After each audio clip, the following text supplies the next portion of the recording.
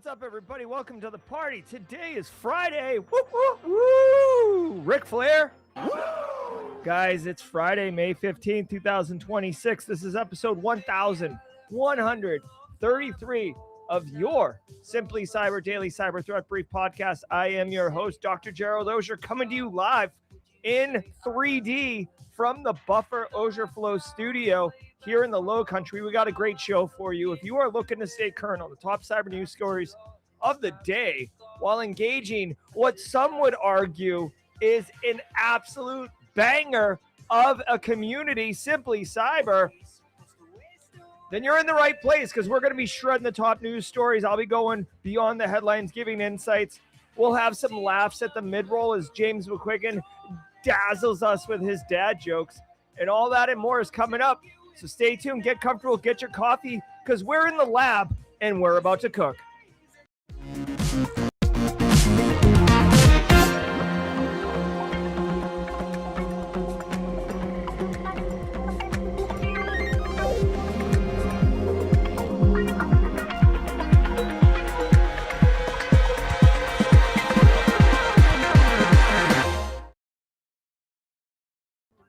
All right, what's up, everybody? Love it, love it, love it.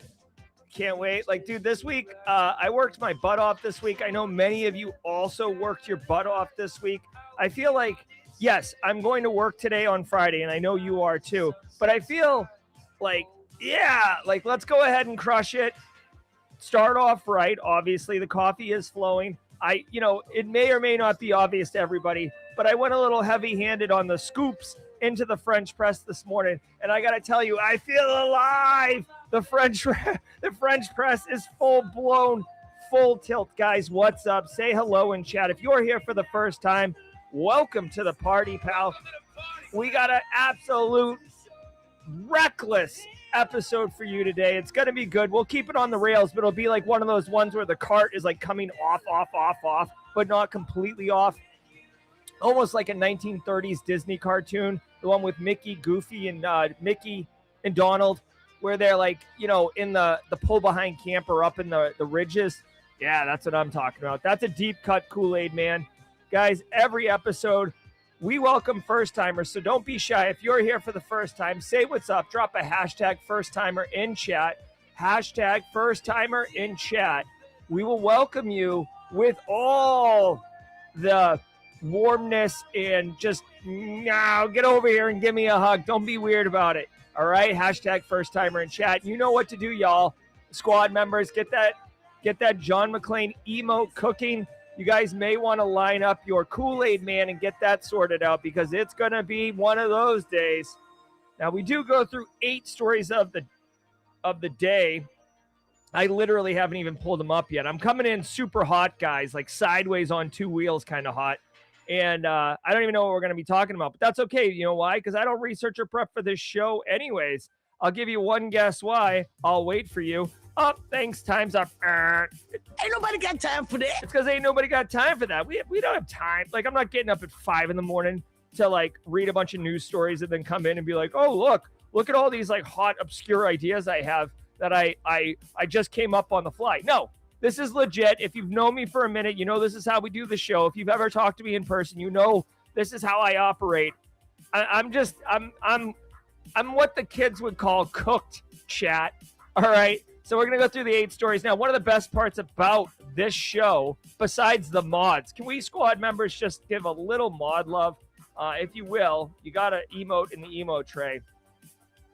This show doesn't happen without the mods. Every single episode. Love mod support. But listen,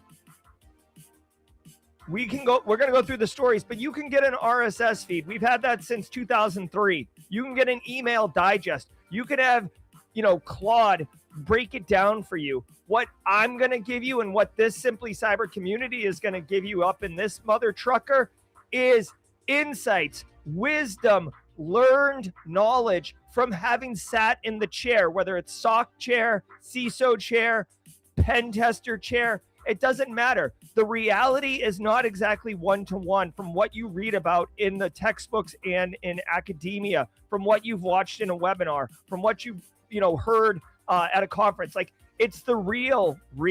And what we do here is go beyond those headlines to mine out value for you with the explicit intent of helping you become an indisposable asset to your company, to be a unbelievable value on the market.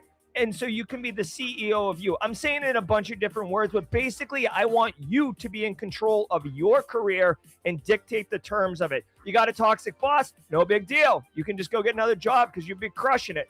You want to, basically be the all-star at work? No problem. You got the insights and knowledge from here. So that's what's up. Settle in.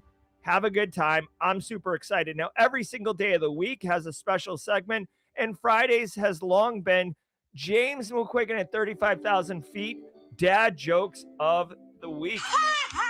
Now, we will go through these. He texts me.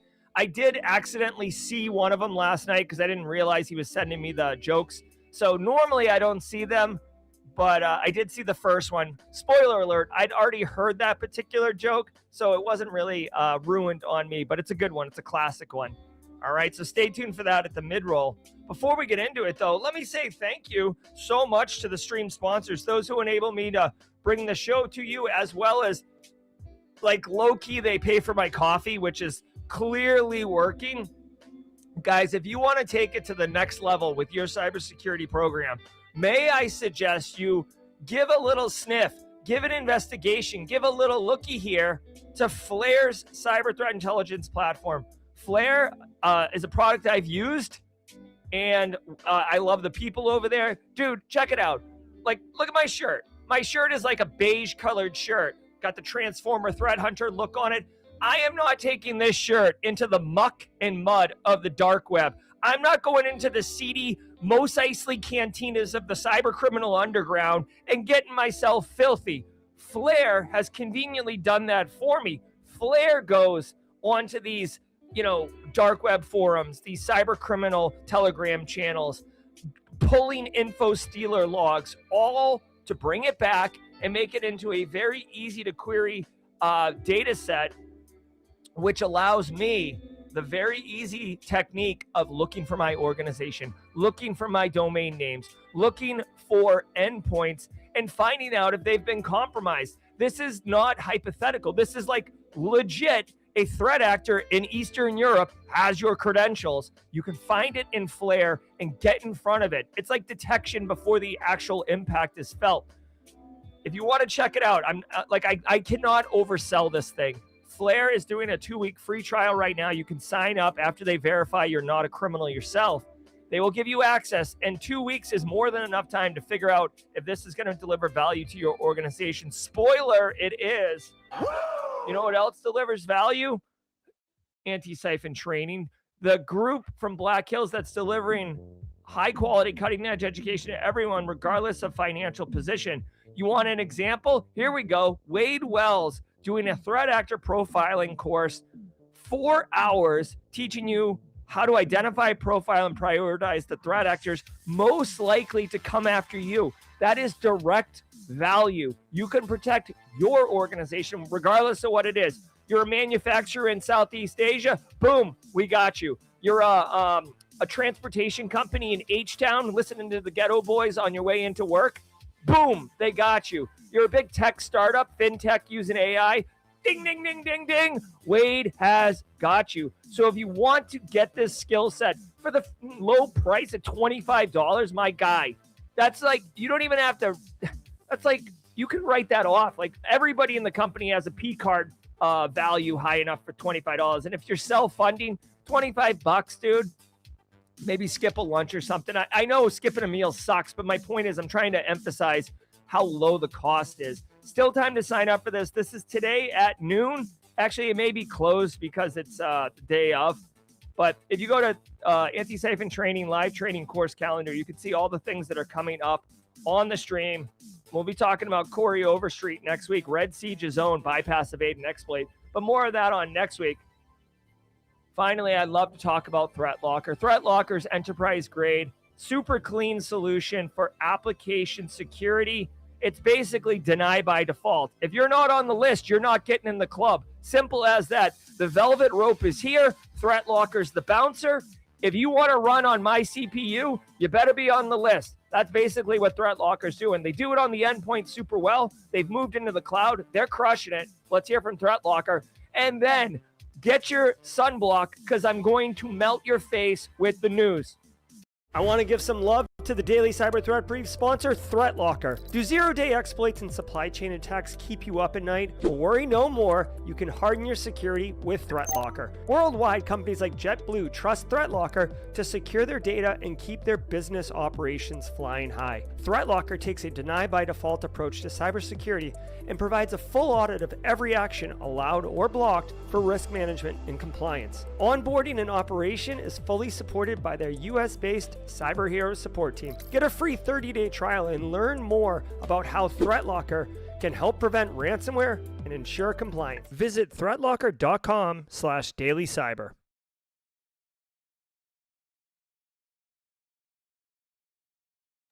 Also, really quickly, because I'm clearly Patrick Bateman and my mask of sanity is about to slip up here.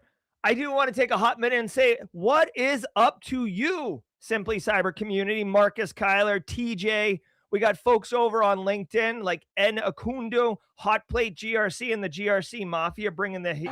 Space Tacos is probably going to go into lurker mode. Tech Grunt, bringing it. Guy named 303, love it. LeGrod, hey, what's up? Good to see you, AdTech and Team Solo. Guys, all the regulars, it's so great to see you. I really genuinely appreciate what you do, the value you bring to the community itself. It takes a village, everybody, and I absolutely genuinely appreciate it. Devin Grady, just public speaking all over the place like a boss. Dude, it's good. Do me a favor, everybody. Sit back, relax. Hold on. I forgot one critical thing. Whoop, whoop. That's the sound of the police. Listen, Cyber Threat Brief. Every episode is worth half a CPE. What? Say what? Dude, check it out. Jeremy Drennan, who just did the CPE in the screenshot. Totally cool. But let me tell you guys right now, I built a website with a CPE capability baked into it. You go to the link that Nightbot just dropped, cyberthreatbrief.io, cyberthreatbrief.simplycyber.io. On the top, you'll see CPE, bookmark it. What is it? Dude, today's May 15th, episode 1133. Okay, that makes sense. Put your name. Be consistent day in and day out. So I would put Gerald Auger. Put your email address, the one that you want to receive your certificate at the end of the month at. Check these two check boxes. One says that you're legitimate and ethical. The other one says I can email you. I don't even know if I need these things, but I just put them there. You know, it's better to over protect than it is to just YOLO it. Hit the button.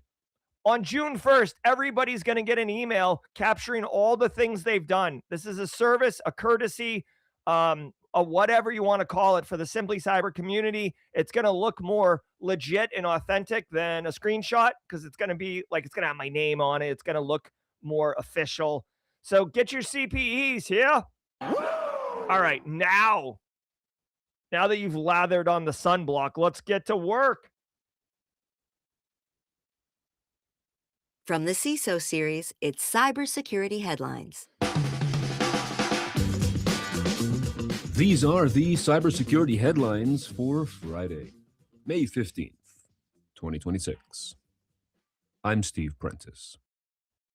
G7 countries release AI software bill of materials guidance.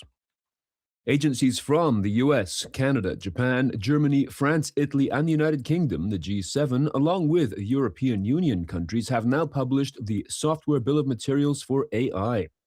A Software Bill of Materials, or SBOM, is a detailed, machine-readable manifest that catalogs every component, library, dependency, and module incorporated into a software product to provide full transparency into its composition. This document aims to, quote, help public and private sector organizations enhance transparency in their AI systems and supply chains, end quote, making it easier to track vulnerabilities and reduce risks. All right. I love this. You know what's interesting? Like the timing of this is wild. I literally had a call yesterday with a company that is working on, not working on, I mean, they did a full demo for me around SBOMs. And dude, the big challenge with SBOM, by the way, SBOMs are not statement, software bill of materials. And it is a statement, an attestation of what is the software components making it up. A lot of people will make the comparison of an SBOM is like the nutrition facts on the side of a food product or a drink product, laying out what are the ingredients in it. Now, I've given multiple talks on this in the past, so maybe you've already seen this, but the the rub or the challenge is that maybe you bought a product and they say, "Oh, we use these technologies," but those technologies are built on other software. So they don't like the SBOM goes one layer deep. It doesn't go three, four, five layers deep. And a classic example that kind of, in my opinion, was the match that lit the fuse on this entire mainstream, oh my God, SBOM need was Log4j. Go back to December 2021 and watch what happened with Log4j. The entire internet lost its mind because no one knew where this Log4j was baked into, right?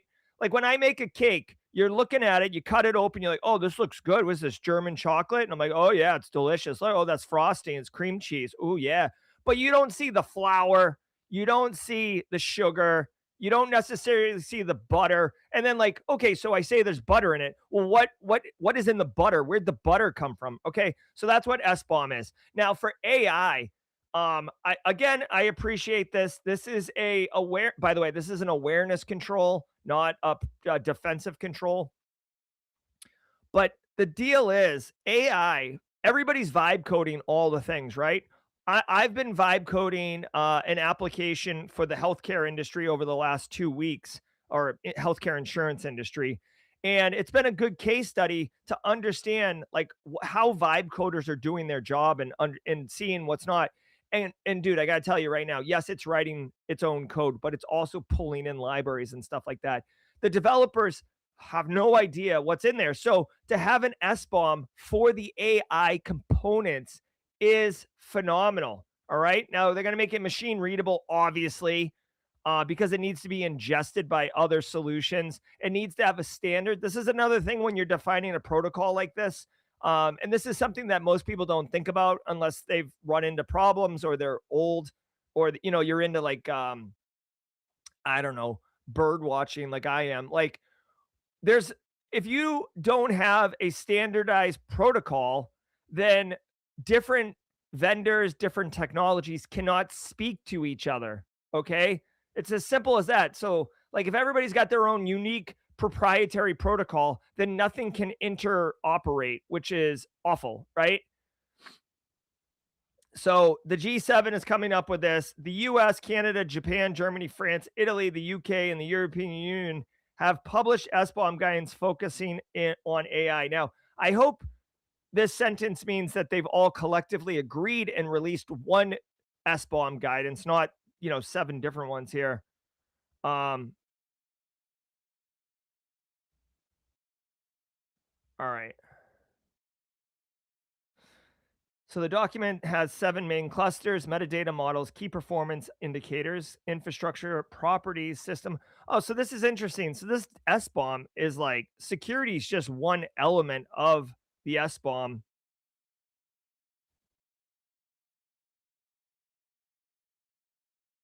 Okay. All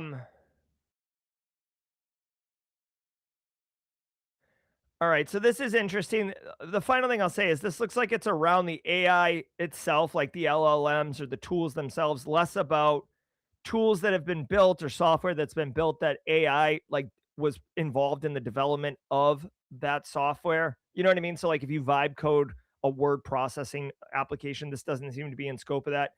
Um, Very interesting. Uh, so here's the thing. Final thing I'll say on this. This is great, guys. I constantly say like, oh, it's the Wild West. Like everybody's doing AI all over the place. It's like, it's reckless, Wild West type stuff.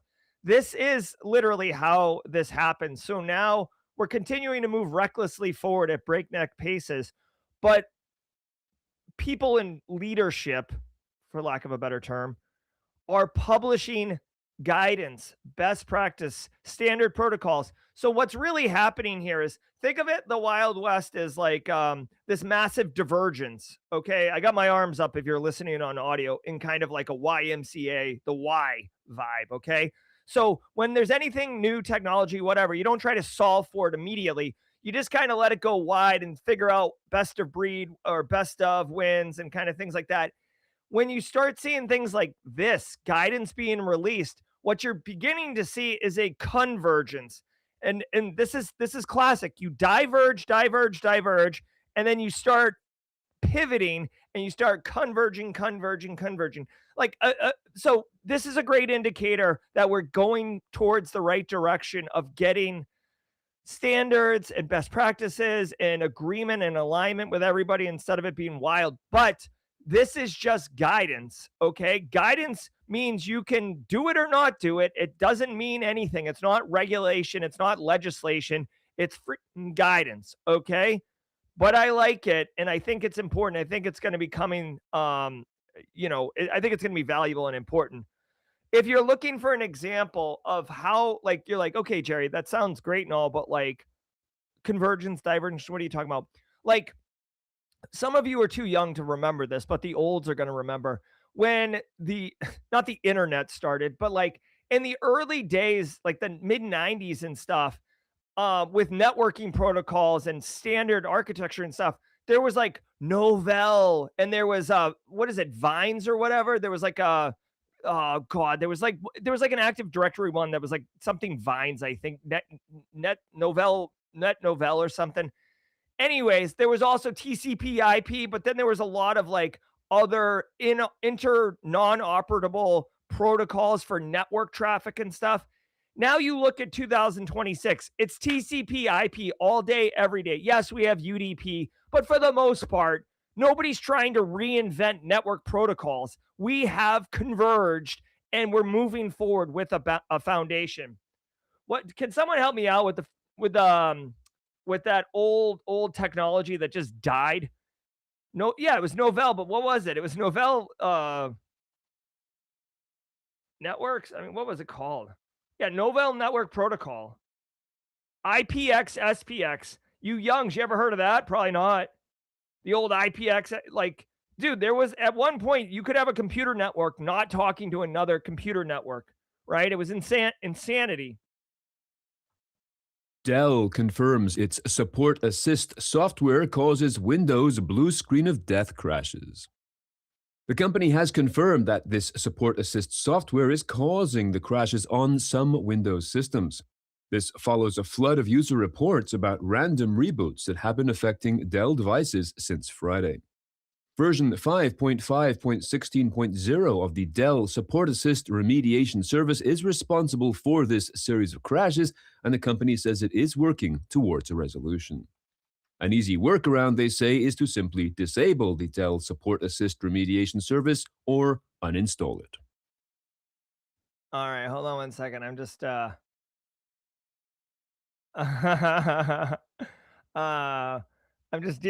dealing with some things here. All right. So the fact that this is a assist tool that is causing denial of service attacks, the irony is not lost on me. It is funny, but it could have been anything. It could have been Dell's firmware. It could have been Dell's um, like additional monitor support. Like, it doesn't matter that it's the support assist tool causing the blue screen of death. In my opinion, it doesn't matter, right? Like, I don't care that it's that. I care about my endpoints, my end users, my Carls in accounting not being able to do their job because they got a blue screen of death, the old BSOD. So let's see what the deal is here. All right, so obviously Dell's working on it. So the workaround is disable the service or just fully uninstall it. Okay. When did this happen? Sometimes these stories are like a week old and it's like, I'm like talking about, oh, like, it's the story's like, oh, we got a big Bruins Buffalo matchup coming up. And it's like, no, the Bruins lost and Buffalo moved on like 2 weeks ago, my guy. All right. So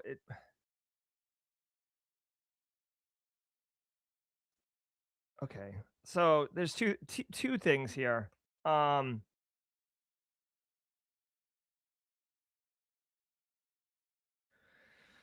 Looks like end users can uninstall this thing. I wouldn't recommend it. You do not want my Aunt Dorothea going into Windows settings and uninstalling things. Maybe you can write a script, like not a GPO, but like a PowerShell script to reach into your environment and uninstall this thing.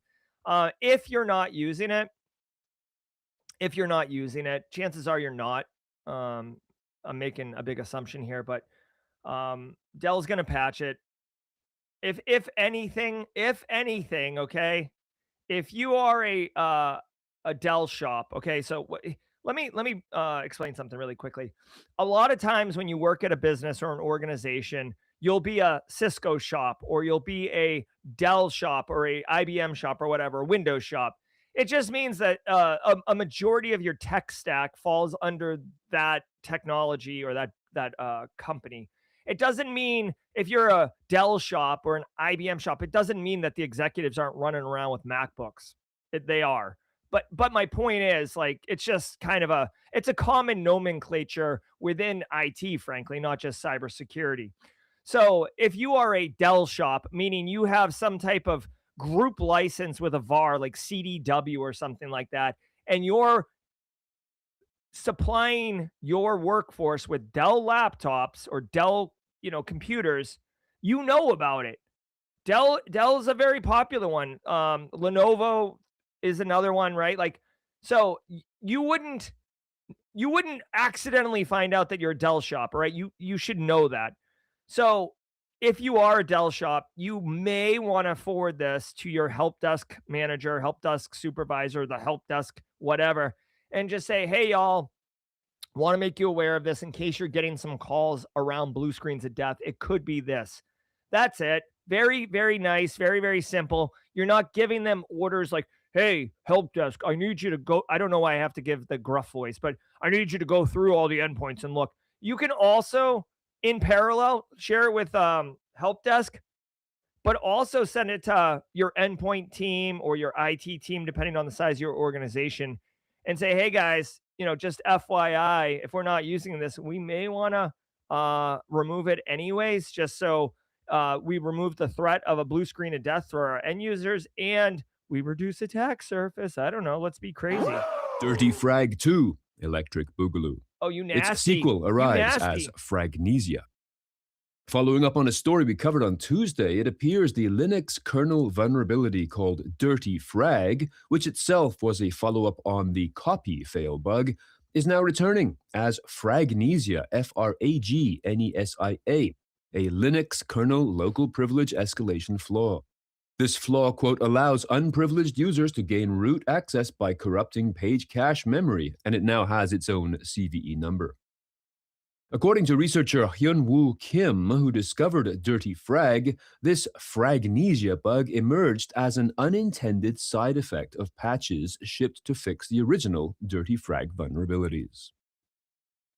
Ransomware can... All right. Okay. So check it out. Love the research that's going on. Dirty Frag, not to be confused with Dirty Mike and the boys who stole Big Lebowski's car. Yeah. Is this Linux bug? Okay, so listen, here's the thing. If you're running Linux in your environments, then you very likely already knew about this, because this is the third bug on this, like, AI finding old, like, 15 plus year old bugs that can lead to full system compromise. It's gross. All right. Now, I need to amend something that I told you guys the other day. I'm sorry, really quick. For call to action, if you work in an environment that has Linux servers, Linux systems, or whatever, and you haven't already been on top of the Dirty Frag and the copy fail thing, these bugs that have been coming out, now you need to get involved. You need to get up to date on this. This is why you do daily cyber threat briefs, because this is a thing that's very real, very present, and very likely in your environment. There's tons of documentation out there on how to remediate this, so I'm not going to, waste your time with that. I just take it for action to go look into this. Now, the bigger thing, the bigger picture that I want you to wrap your head around is the following.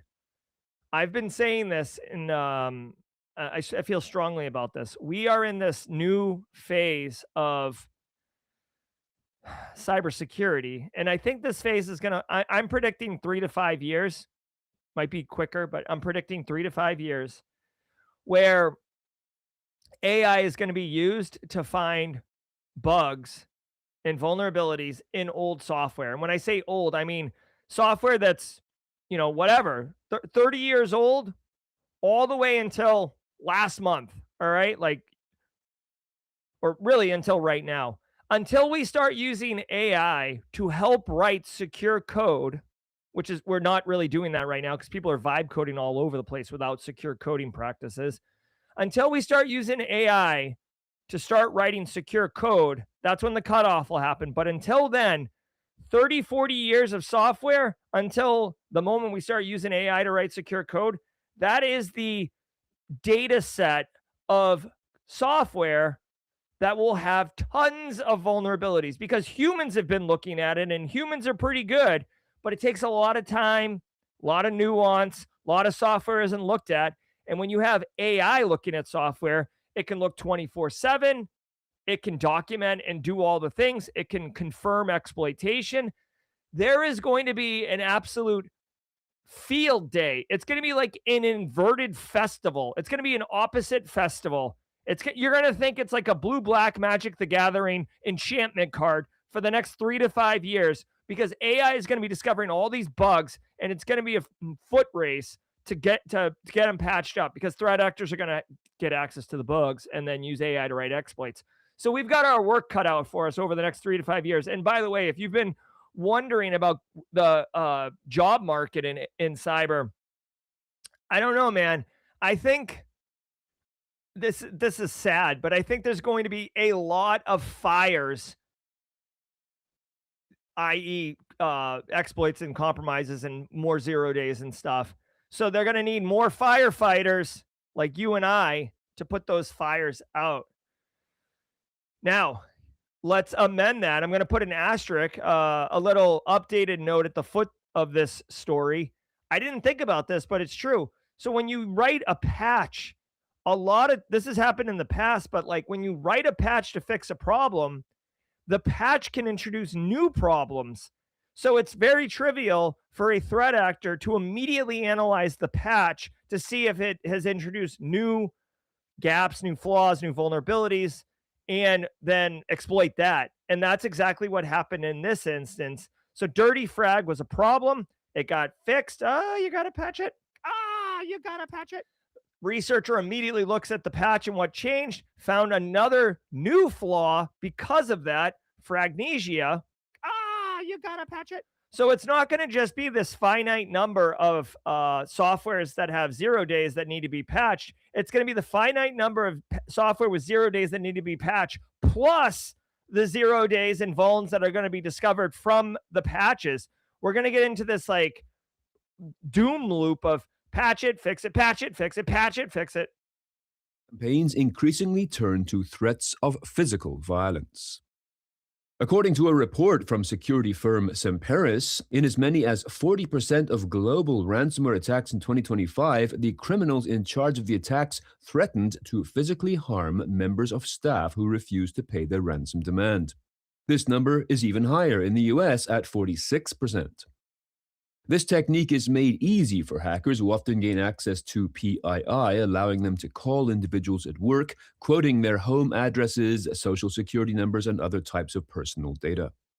In other cases, the violence is not threatened against people, but against machinery, such as demonstrating their control by turning devices such as robots and conveyor belts on and off, actions that could easily lead to injuries or even death. In most cases, according to an FBI report, the hackers who make these threats are young, between 17 and 25 years old, and work for or are recruited by financially motivated gangs. Yeah, this is an unfortunate, disgusting trend and one to be mindful of. This one's going to hit personal, okay? Getting a phishing email and deleting it, getting a phishing email and flagging is one thing. When you open your front door and there's a handwritten note on the doorstep that says, email your credentials to this phone number or I'll burn your house down. Uh, or hey, like, you know, um, I'm going to send an email from this address and I want you to, send it a $500 Amazon gift card, or I'm going to capture your kid as he's walking to school tomorrow. Like that becomes very visceral, very unsettling, very unnerving, and the threat actors know it. So, but by the way, I just want to point, so this is a trend. Obviously, not obviously, but it feels a lot more like throwback to, ghetto neighborhoods where you've got the thug who comes in and be like, "Oh, it'd be awfully bad if someone broke up your corner store here and they start like smashing in the chip aisle and stuff like that." It's like physical threatening is very terrorizing and very unsettling. Unfortunately, threat actors are doing it. I also want to point out that, my immediate thought was like, oh, most people take heart in thinking, oh, this is some Eastern European. It's not a big deal. This doesn't affect me or whatever. But the reality is, if you haven't been following, gas is like $6 a gallon on average, right? It's like 4.50 here in the low country. It's 8+ in California. People are getting laid off. Like economic times are difficult, right? Especially for a certain demographic of the population, or a subsegment of the population. So what is all the point of that?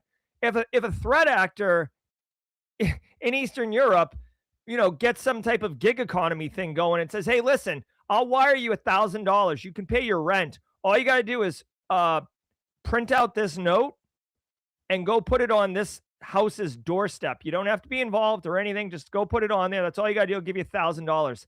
People are already doing Walmart runs, Amazon runs, Uber food or whatever, DoorDash. Like the gig economy and the breakdown of the social norms of personal space have eroded. Having someone come up to your doorstep is not outrageous. Having someone stick it in your mailbox is not outrageous. And the threat actors are doing this. So I would actually see this trend to continue. The only thing about this that is somewhat, whatever to me is if someone puts in, like, are you really going to go thinking through the threat actor, right? If I was going to be a threat actor, okay, like, all right, everybody, let's do a thought exercise. that's my flaming donkey threat actor voice. I haven't used it in a while, so you first timers, shout out. If I'm going to commit crime and I'm trying to make the most amount of money, right? I'm like, if I'm going to commit crime, the whole point is I want to maximize my return, right? I'm not trying to commit crime so I can buy, whatever, I don't know, a can of soda, right? I'm trying to like retire on this thing. So me targeting an individual, what's the most I'm going to get, really, right? So I really want to target organizations and businesses.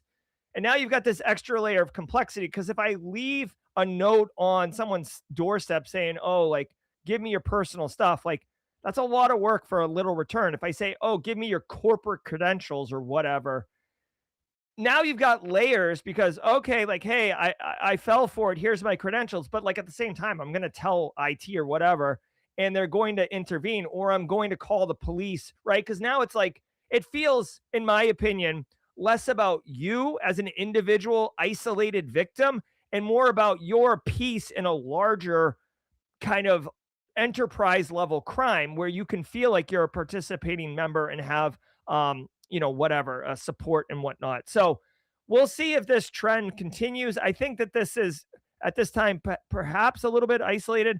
I do want to point out one final thing. All of these data breaches, oh, your email address and phone number got compromised. Oh, your name and date of birth got compromised. Here's a free identity theft protection.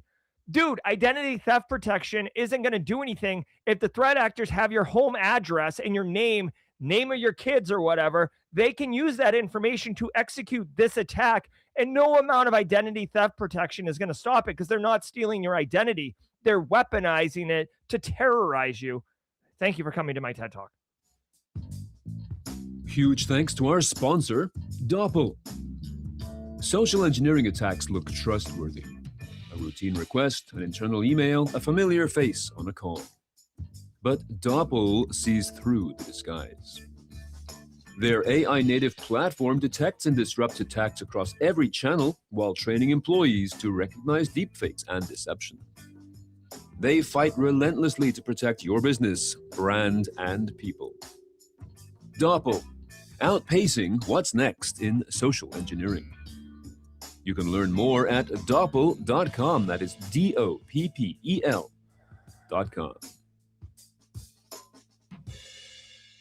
Let's go.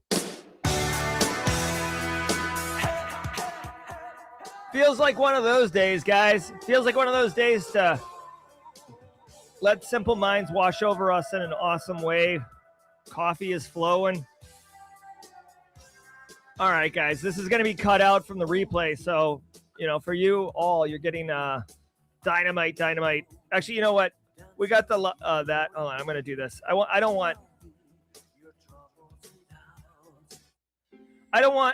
the people on replay to miss out on all the value that is the jokes of the week. Hey guys, shout out to the stream sponsors, ThreatLocker, Anti-Siphon, Flare for sponsoring the daily cyber threat brief. I love doing this show, and it's not possible without the support of the sponsors. Links in the description below. Every single day of the week has a special segment. And what is that? Dude, Spotify changed their logo. Guys, if you have Spotify on your mobile device, look at the logo. I don't like it. Ew. It looks like it went through like a Warhammer filter. I mean, Warhammer's cool, but like, I don't know, dude. Like, all right, so guys, every day of the week has a special segment. Fridays is Dad Jokes of the Week. James McQuiggan at 35,000 feet. The guy lives in seat 3B on Delta.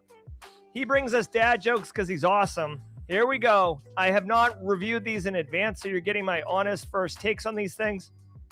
Here we go. Ladies and gentlemen, how much does a pirate pay for corn? How much does pirates pay for corn?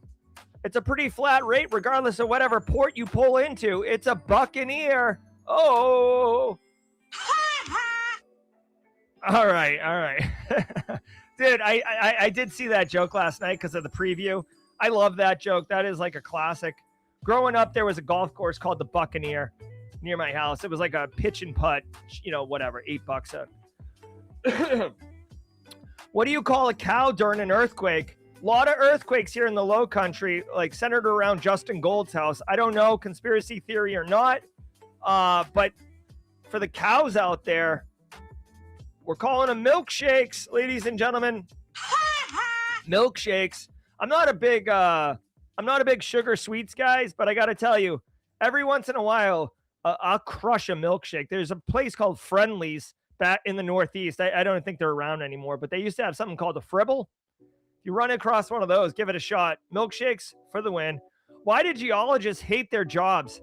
A lot of people might think that geologists hate their jobs because of the pay, the access to opportunities. Hollywood does do a good job of making geologists look cool during the imminent threat to like end of civilization because of some, meteor type thing. But those are the only time I see geologists being cool. Did you know that most geologists hate their jobs because they get taken for granted? They get taken for granted. James will have to come on and qualify that joke. Does that mean like the word granite, like granited, or granted? Because most geologists have to get their work paid through federal grants.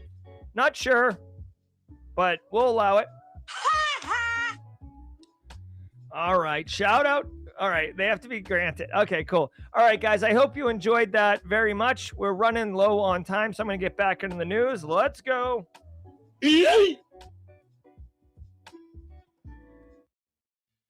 UK moves to shield security researchers in cybercrime law rewrite.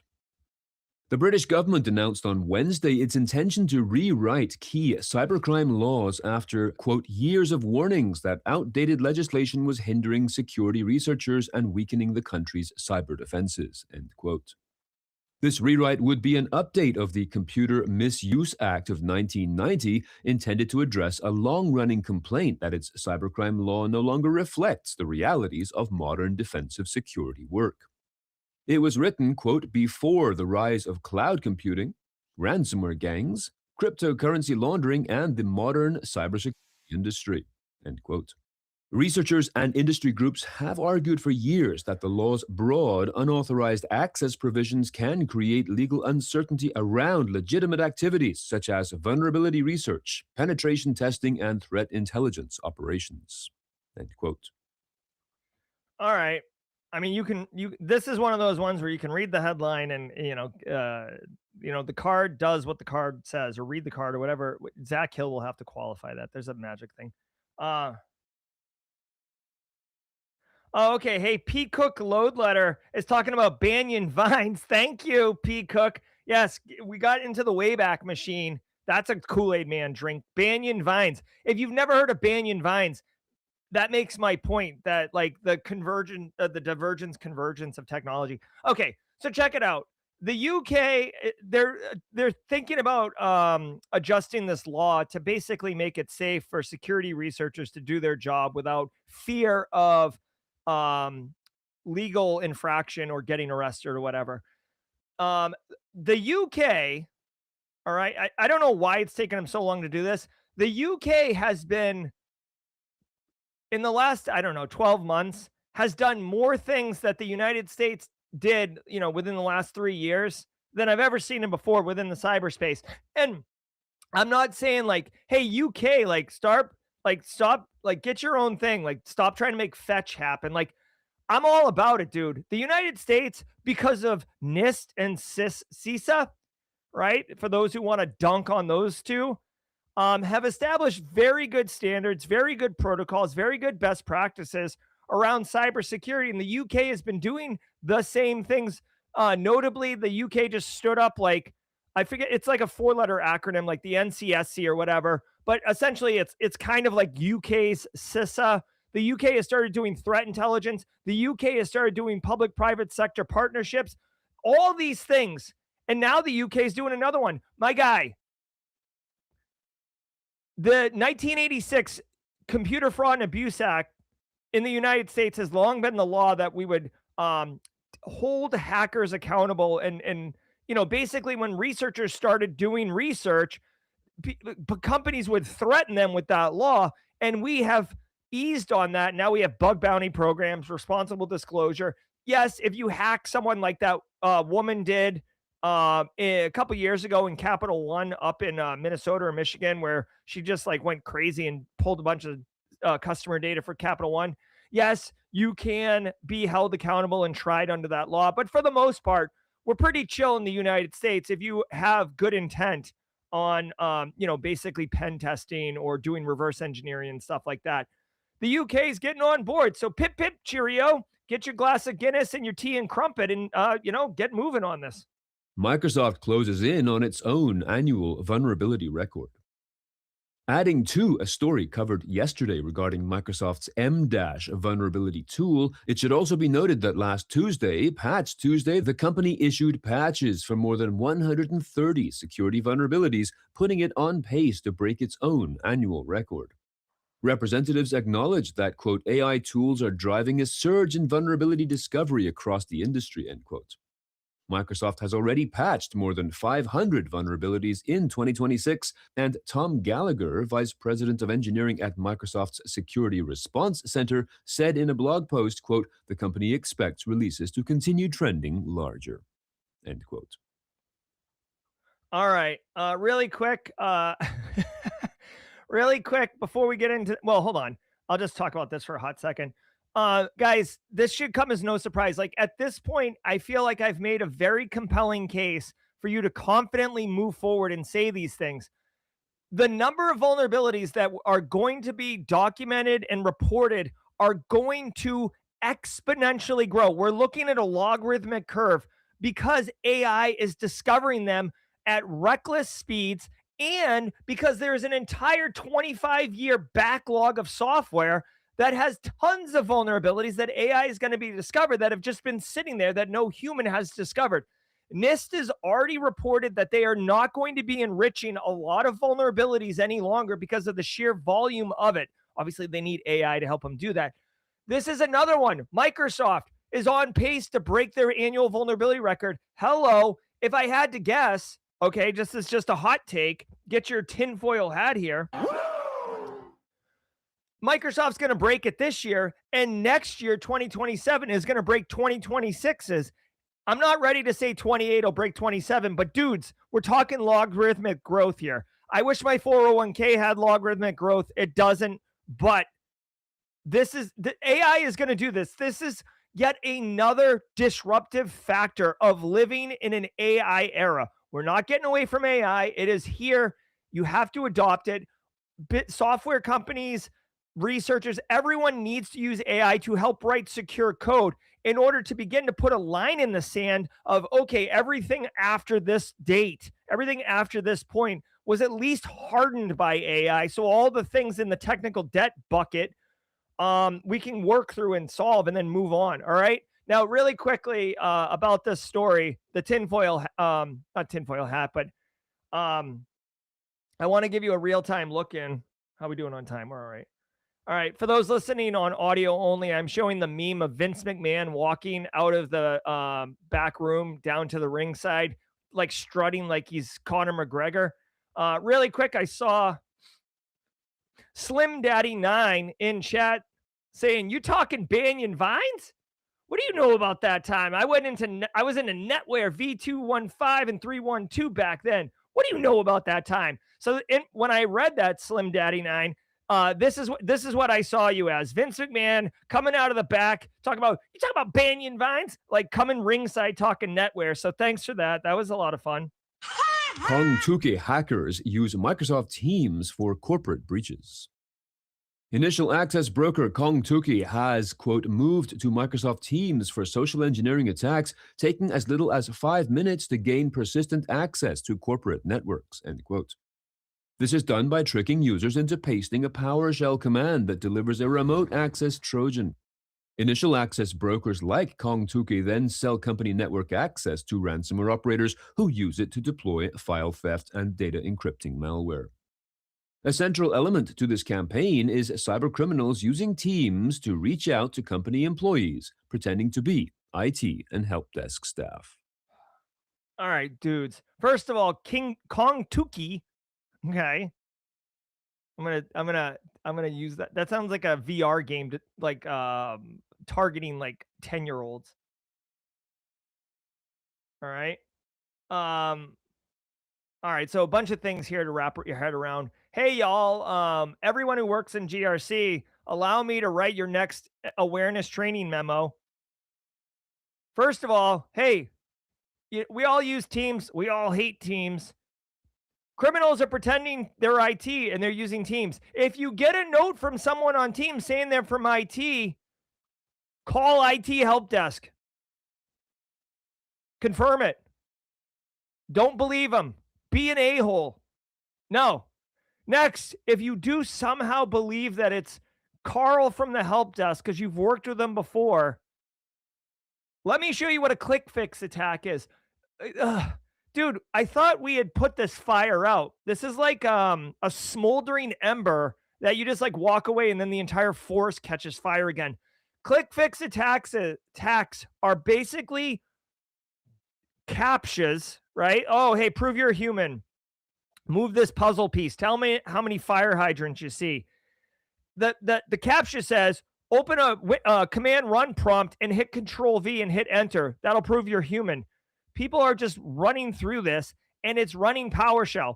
You can disable PowerShell for non-privileged users on endpoints if you want to go that route in your environment. You can educate your end users not to run PowerShell. You can look for PowerShell execution on endpoints running commands that reach out outside the network. This one is running to Dropbox, but don't make your detection so brittle or your rule for blocking so brittle that it's Dropbox, because you can use, whatever, Google, Drive, mega upload, if that's still a thing. So anything, there is a defense in depth capability here, but clearly this threat actor is having success. The campaign is active right now. They are making their username look legitimate because they're using Unicode whitespace tricks to make it so, it's a unique name, but it'll appear to be real from the end user's perspective. Just guys, the deal is you have to validate in some out of bound way, out of band way. And finally, guys, like if this is a bigger problem for your organization because like you're a large organization, help desk is 30 people, or it's like a follow the sun model, or you outsource help desk or something and you don't have these kind of capabilities. I mean, this might be for the larger organizations. The click fix problem is a real one. They're using Teams today, but they can use email, they can text message. The communication vehicle is a variable. You need to get in front of this because it is highly successful, and threat actors are getting corporate user accounts in 5 minutes. And by the way, once they get in, they're definitely registering another device to the multi-factor authentication. That's like another common thing. That way they can just log in again once they get your creds and your MFA is completely bypassed. This is gross. Get it fixed. AI hallucinations are creating real security risks. AI hallucinations are introducing serious security risks into critical infrastructure decision-making by exploiting human trust through highly confident yet incorrect outputs. This highlights a major weakness in AI. Specifically, it lacks a mechanism to recognize uncertainty, instead generating a most probable response based on patterns in its training data. According to the artificial analysis organization's AA Omniscience benchmark, 36 out of 40 AI models tested were found to be, quote, more likely to provide a confident, incorrect answer than a correct one on difficult questions, end quote. As AI takes on a larger role in cybersecurity operations, organizations, quote, must treat every AI-generated response as a potential vulnerability until a human has verified it, end quote. A link to the AA Omniscience report is available in the show notes to this episode. Okay, first of all, you see the word omniscience here. If you play Magic the Gathering, you either are like, oh, that's nice, or you like broke out into a cold sweat. Super powerful card. Just quick shout out to the Magic crew. Listen, AI hallucinating. AI has gotten better. In 2023, AI was hallucinating all the time. But they're saying it's still happening. You have to have some confidence, or don't treat AI output as like, gospel, for lack of a better term. They said treat each AI output as a vulnerability. That seems a bit of a stretch. They also said you have to investigate every AI output. My guy, I don't know if you've been using AI, but like you're getting 400 outputs a day. It is not remotely scalable to investigate every AI output. Like at that point, you might as well just not use AI because you're going to be doing all the work anyway. So I think that there's something in the middle here, right? If you're talking to AI and you're giving it super complicated requests with very little context, very little additional references and resources, whatever, it's not an AI that's specifically trained on that specific area, right? Then the level of confidence you should have in their responses is lower. It's a confidence level, low, medium, high, certain. So if it's an AI that's trained on pharmaceuticals, right? It knows all the pharmaceuticals and all the things, and you ask it like, what's a dosage for this thing? Then you can have pretty high confidence. If it's a general LLM that's basically trained on the internet, and you ask it for a dosage of some medicine, you're I don't know about you, but I'm not taking that amount. So to me, that's a very easy explanation and use case of like why hallucinations could happen and where you'd want to be careful with them.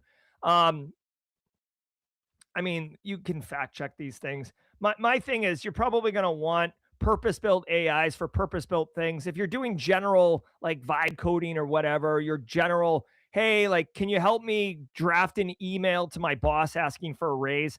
that's fine. It's not going to hallucinate where it's like, dear boss, I think you're the best. I would like $1 million. Like AI is not going to do that stupid. But, like, again, specific needs are specific. Also, I would recommend you don't trust AI as a full send. These organizations that are just straight up laying off people and replacing them with AI they're in for a rude awakening, okay? You are so dumb. You are really dumb, for real. And you might think, oh, why'd you? Well, I don't know if you have your own opinions. I have opinions, but here's the deal. Number one, you can't, like, there's always nuanced situations that a human's going to be able to suss out and figure out a solution, a workaround to make it work. Secondly, and I've said this before, and then we'll end the show. Dude, right now, the cost of AI and the usage of AI, number one, if you go enterprise, people are getting bills at the end of the month and they're like, holy crap.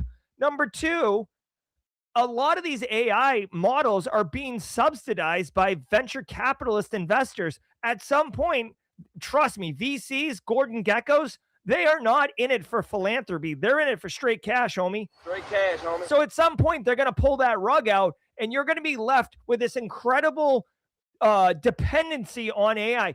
We've fired everybody because AI is 24/7 and doesn't ask for lunch breaks. That's awesome. AI just tripled in cost. So I'm super pumped that now your expense is higher than it was when you had freaking humans. And good luck hiring them. All right, guys, here we go.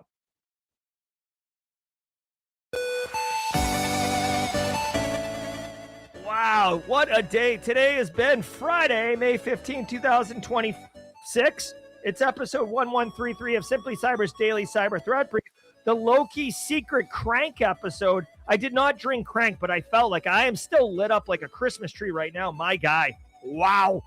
I just took the last slug of coffee, which had a bunch of coffee grounds in it, and I think I just basically did the equivalent of like a went skiing if you're picking up what I'm putting down. So wow. This has been the Simply Cyber Daily Cyber Threat Brief podcast. I was your host, Dr. Gerald Auger. If you can stick around, we got a great bonus show for you. It is called Cyber Career Hotline, and on Fridays we do a panel. So we're going to be bringing, the panel is all in the room right now. We've got a great group, probably 100 plus years of cybersecurity career experience. Bring your questions. We'll bring answers. I'm Jerry, your chat. Until next time, stay secure. I'm Dr. Gerald Auger. This is the Cyber Career Hotline. If you're building a career in cybersecurity, this show is for you. Let's get into it. All right, everybody. Welcome to Cyber Career Hotline. I am your host, Dr. Gerald Auger. No, wait. Hey, what's up? It's Jerry Guy coming in hot off the heels of the Daily Cyber Threat Brief podcast. That nerd talking about AI and vulnerability management. Can you calm down with that, guys? On Fridays, we run a panel to give you even more value than you thought was possible. Without further ado, I'm just going to bring him in, just come staggering in. Ladies and gentlemen, you know him as Fleetus Poston. I call him Fleetus Poston the Third. What up, Fleetus? Happy Friday, everyone. I love it. App State's own. Here we go. Next on the block is Bowtie cybersecurity guy. I always get it wrong. Robert Wetstein. Bowtie security guy. What's up, Jerry? I love it. Bowtie security guy. If you haven't seen his Simply Cyber Firesides, it is gone quasi-viral in our area. So go check that out if you're looking for sick mentorship. And of course, none other than the dad joke himself, the guy who made the poor joke about the geologist. Ladies and gentlemen, James the Quicken at 35,000 feet. The poor joke or the way I got told? Oh, I think I'm not sure if that goes up there with, Indiana Jones and Raiders of the Lost Ark and Temple of Doom, but that's another story. I think Phil Stafford was right. I think the autocorrect sorted it out. But ladies and gentlemen, it's very simple. All I need you to do is ask a question and we'll get you answers. Just a quick around the horn. Deep experience across every factor of cybersecurity. Currently an executive at a Fortune 500 company. Fleetus, SOC knowledge and running programs now in manufacturing space. James McQuiggan, GRC extraordinaire, 25 plus years, big on public speaking, VCSO work and awareness training. And of course, I'm Jerry. I do a bevy of things, including being like a live wire. Guys, just got to tell you, the amount of coffee I drank today was not different than the amount of coffee I normally drink, but holy crap, it has been a thing today. I'm looking in chat right now. I literally see no comments in chat, so I'll just have to, I guess, ask. Like, I won't be able to bring them up because I've got a hot take on the social engineering thing that we were chatting about. While I find some things, Restream is being a pain. So we were both talking kind of in chat when the social engineering thing goes on, and the specific thing is users. Everyone thinks that the user is actively clicking on these attacks and things like that, but it's actually their submind that's doing this. Like if you think about when you drive home on that same route you take every day and you don't realize kind of how you got there, that's the same reaction that clicks on that. You're like submind is doing the task for you because it's muscle memory. And I always try to tell people, like in all the trainings, your users are going to click because it's not the user actively thinking, I'm going to click this. It's a conditioned response. And it was just something funny that we were kind of talking about in chat. I think you definitely kind of agreed with that too, right, Fleetus? Yeah, I was going to say most of the time when you're used to using unified communication, so Teams, Slack, Signal, whatever you immediately just click the notification because you're assuming it's a trusted correspondent because in theory, you're on your corporate instance. And I'm using air quotes because a lot of corporations don't always set up trusted connections, so they allow external. Microsoft has done well in the last few years. Well, it'll put a banner. This is an external contact. But if you're, to Robert's point, if I'm just clicking over because I'm typing, I see a notification, I miss that banner. Just like James and I have talked many times, we put external banners on emails like 20 years ago to tell you this was an external email. It's like 10, probably 15 when you put your email gateways in. We started ignoring them because they would auto scroll past them. So you never saw the banner that this was an external email. So it's the same thing with Teams, Slack, Signal, Discord. It's more like it's also like banner fatigue as well. You're constantly used to seeing the banner, and it's the same thing. You're like, yeah, okay, all right. I mean, one of the things I always talk about is change the colors, change the font, mix it up, make it so that they catch it and go, oh, it changed, and it's like, oh, right, yeah, bring it to the forefront. Yeah, it was one of those things where when we investigated users who have been compromised, even when the attacker was able to bypass two-factor, the user had let them in. The user was just like, oh, a two-factor prompt. It must be delayed. It must be, must have been from when I logged in earlier, except, and that happens really, really commonly. We got a whole bunch of questions coming in. I love it. Artemis Hex says, what kind of work actually moves the needle for hiring beyond certs? I've been doing detection rule submissions and analysis write-ups, but curious what else translates. Robert, please go ahead. This is for Artemis Hex. Yeah. So, I mean, the biggest thing that moves the needle is your network. There's just so many people looking for work right now. It's not a matter of what you know or how smart you are or how many certs you have.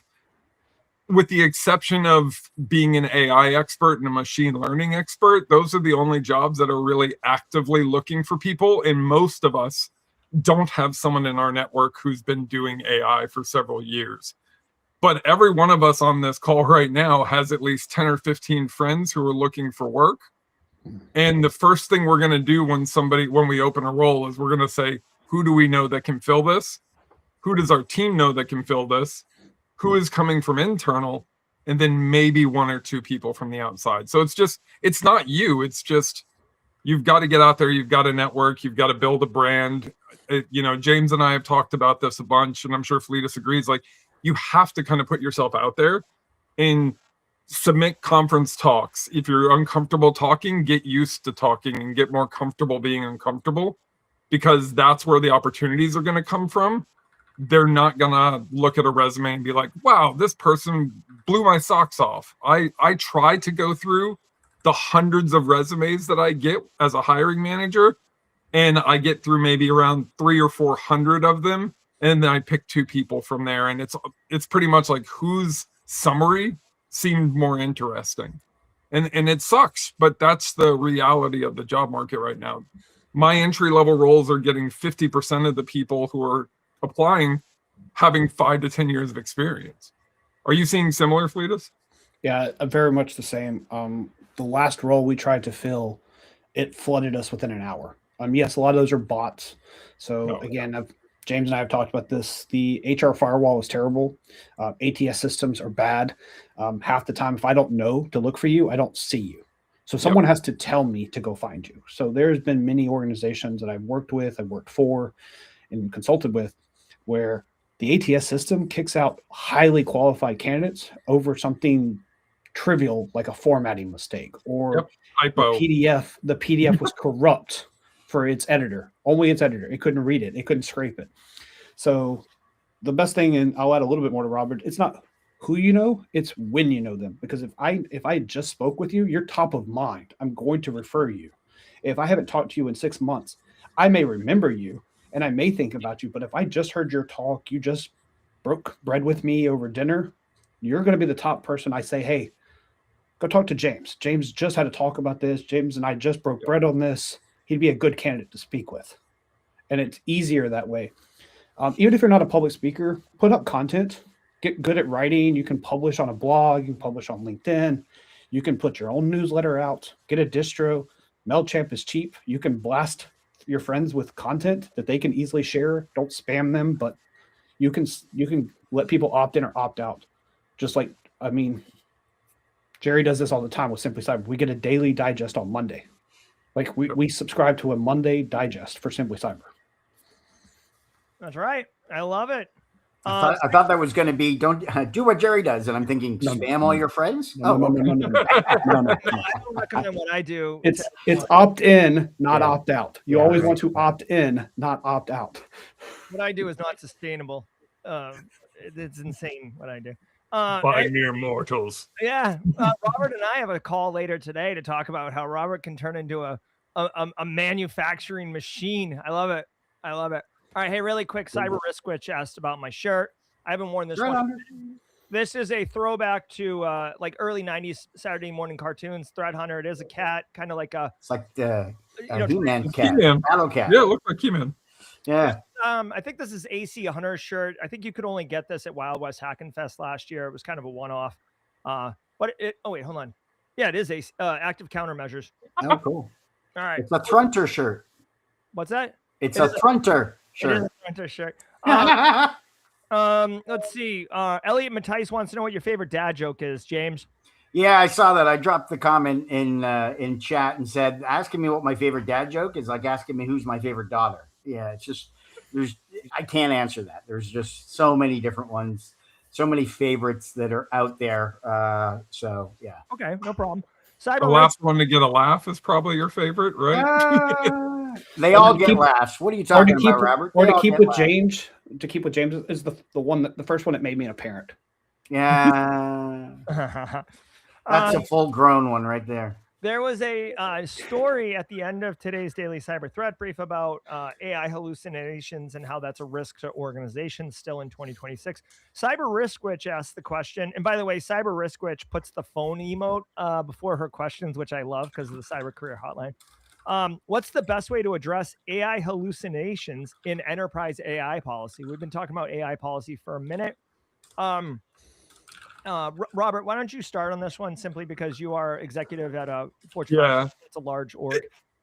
So really, most of the things that people are putting AI in, at least in my experience, are very purpose-built, which limit the ability to hallucinate.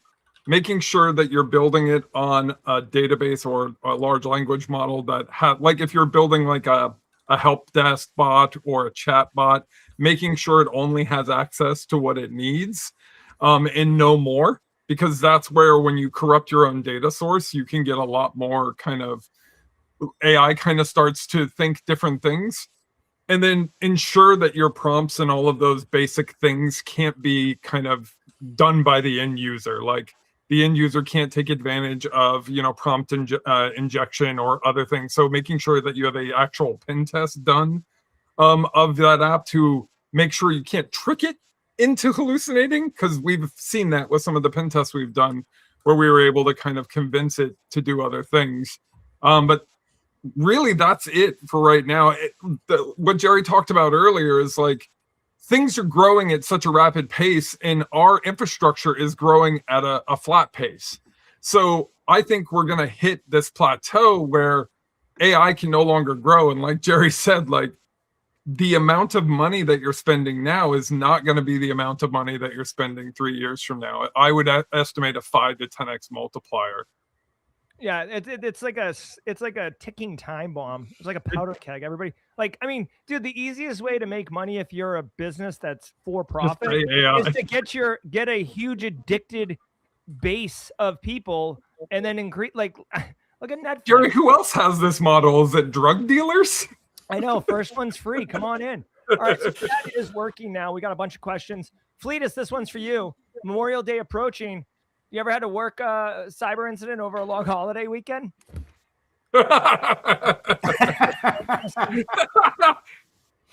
It's not have I, it's how many have I worked over long holidays. You want to share a little bit? So the first one was similar to kind of like our stories today. We had an acquisition. We had an office that was allowed to split tunnel. So the VPN was on, but there was split tunneling turned on. And the user had ran a job, went home, and the next thing we know, we're seeing a spiking activity on a certain VLAN. And this was like going into Easter weekend. So this is like they worked the Friday, they started off, they made a production change on Friday. Don't make changes on Friday. No matter what, don't make a production change on a Friday. It's just not worth it. And they left their creds out there. Well, their creds was compromised. They started trying to do lateral movement. Luckily for us, there's no one in the building. It's easy. We can just isolate the VLAN, but you have to do that on Good Friday.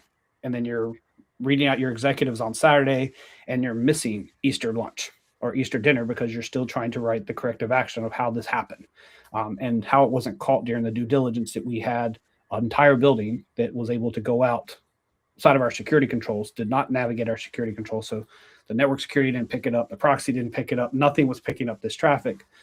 Luckily, the endpoint got us. So that's why depth and defense is beautiful, but you don't like in the kill chain when it hits the endpoint. Like you don't want it that far in before you catch it. I mean, it's fine. Like we were joking in our chat earlier, these click fix, my controls have stopped. I don't like that my controls are stopping them, but my controls are stopping the paste into a PowerShell because they're not allowed to run it. It's not able to execute. Or when they click it, they try to navigate. They can't get there because we've blocked that site due to low fidelity or CASB, et cetera. So yeah, the other ones, again, I worked SolarWinds. That wasn't a long weekend. I mean, that wasn't a holiday. It was a long weekend. SolarWinds is not fun. No. I wasn't impacted by MoveIt, but I had to do a lot of communications over MoveIt because every customer under the sun wanted to know what MoveIt was like. So you don't get to sit still when big events come out. You turn into a politician and a communicator real quickly when exploits hit the wild. Yeah, soft skills. Don't sleep on them. For the win. James, it's kind of interesting because the person's also named James. I didn't catch that. He's been getting rejected due to not due to lack of knowledge, but because he's able to articulate what he's saying. He's a blue collar worker from the South. What can he do, or what buzzwords to study? He basically wants to know how to communicate more effectively in interviews. Thoughts?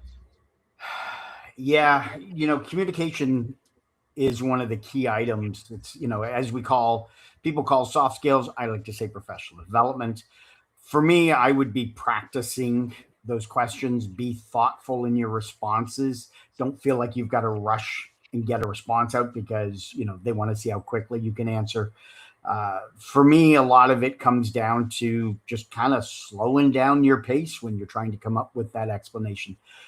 One of the biggest things that helped me when it came to communication, of course, being able to think on your feet, going to Toastmasters and their improv, their tabletop exercises helps you think on your feet very quickly in coming up with those different type of responses.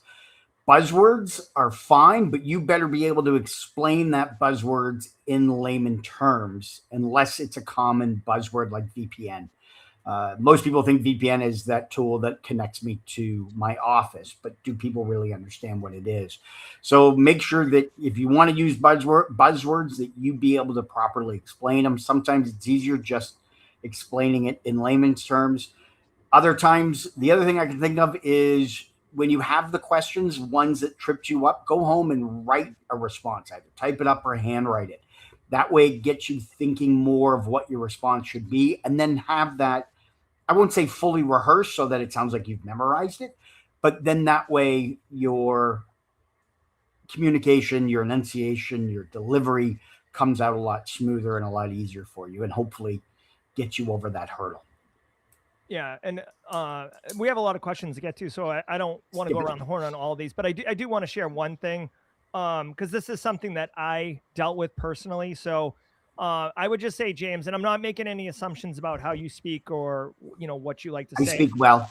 Yeah, but keep in mind, you could still stay true to yourself. So don't think you're selling out, but keep in mind where you are and what you're doing. Like you're at basically a professional business meeting. That's what the interview is. You're not at the bar on Friday night. Like, for example, like if you know me personally, I actually do cuss a bit more than you would think I do.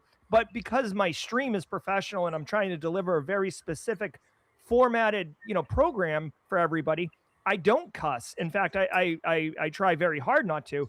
So that's just an example. It's like, well, I'm not going to not be me and I swear all the time. No, it's like, you just got to be mindful of those things. And again, I'm not assuming that's what you're doing. I'm not saying blue collar workers are longshoremen swearing all over the place. I'm just saying be mindful, right? And you don't have to fill the air with words, right? Like you can just say what you need to say. Yeah, James, reach out to me on LinkedIn. I'll set up some time with you and we'll do a mock interview and I'll help you with that.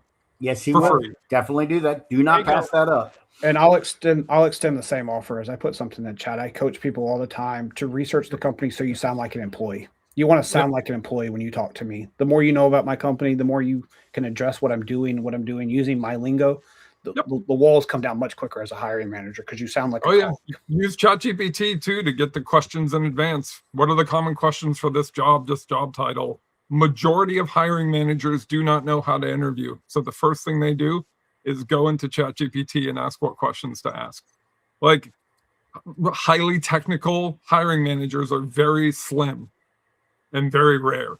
So learning to dumb things down and to a point like you're talking to a kid to keep it simple is critical. Slim Daddy 9, this is the like netware, like Vince McMahon walking. 35 years taking a very traditional path, help desk to network admin to VMware, enterprise Wi-Fi, AWS Solution Pro, Sec Plus. He basically wants to become a cloud security engineer, architect. What are your thoughts, Robert? Yeah, again, there are very few jobs and thousands of people. So go out, network, volunteer at local security events. Don't go as a guest. Volunteer, meet people, hang out, go to your local security events that are in your area. That's the opportunity you're going to get. And then really just practice and play and break stuff, right? All right, thank you.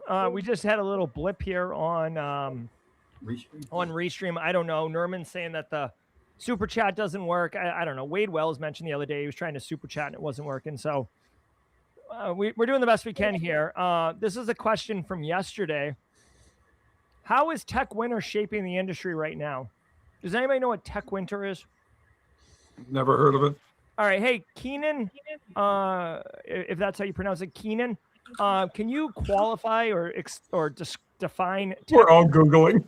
I can see every one of us. Well, I remember the AI winter, but that was because, we didn't have the technology available. So as a tech winter, I'm thinking, is it a downturn in that's what I was Is it a downturn in development? I was kind of curious. Yeah, I don't know. I don't want to answer the question that's not being asked, but TJ asked about Framework, a modular laptop. It looks like nobody on the panel has experience with this. If you know what Framework is, maybe you've used it, beta tested it, can you ping at @FindTheTrue2 in chat? Also, really quick, James had mentioned Toastmasters a minute ago. Not Toastmasters, but in every way an effort to be similar. On the Simply Cyber Discord server, we actually do have a public speaking monthly group that does a lot of the same things. That's run by Chris Hidalgo. And, oh my God, I'm blanking on. Did we just become best friends? Yep. Other Chris. Oh, it looks like super chats are working here. James McQuiggan.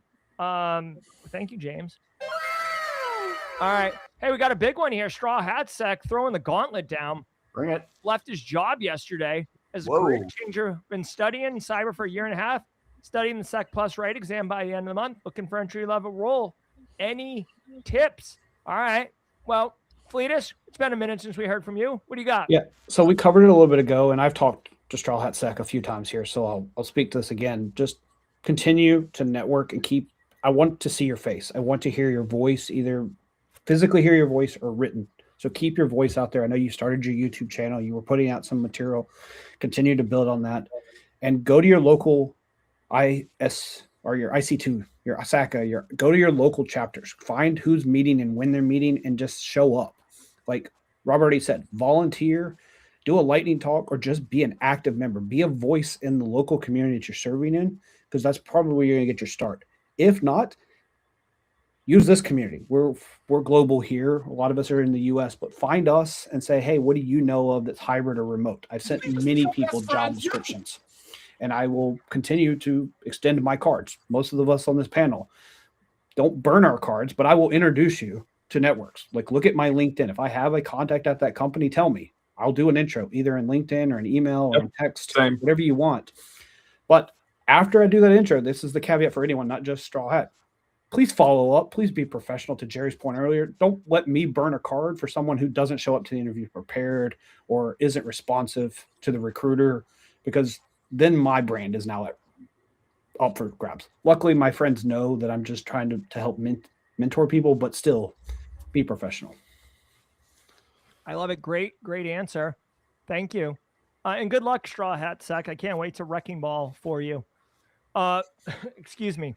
Lee Mueller says, one of my clients likes to disable AD accounts when someone leaves. Can you talk about any risks associated with leaving accounts in disabled state instead of fully deleting? Now, James McQuiggan, VCISO here at his own company.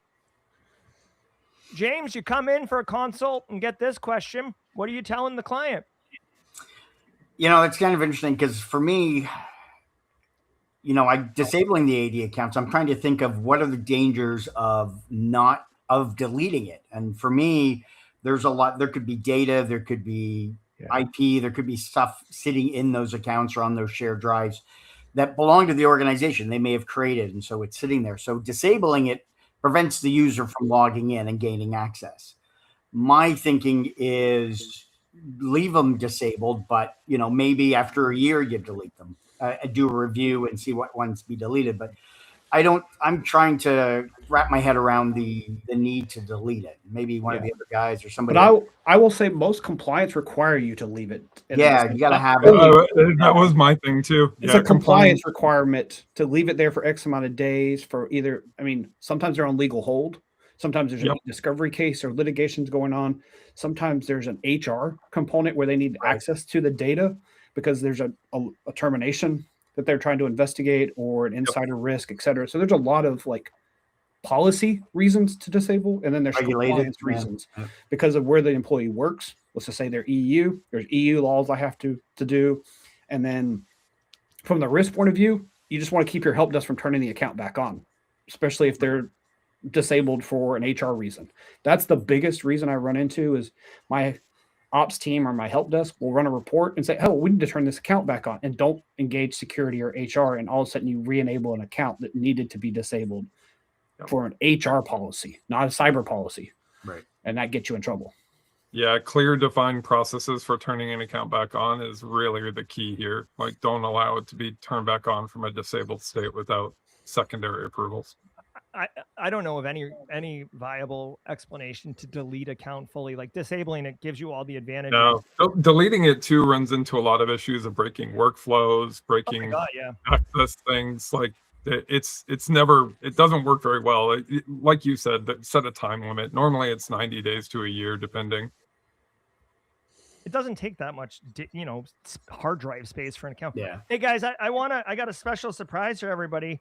We have another panelist joining the show. So if you stuck around for the second half of the show, you are in for a treat. Are in luck. Ladies and gentlemen, first time on the panel here at Cyber Career Hotline.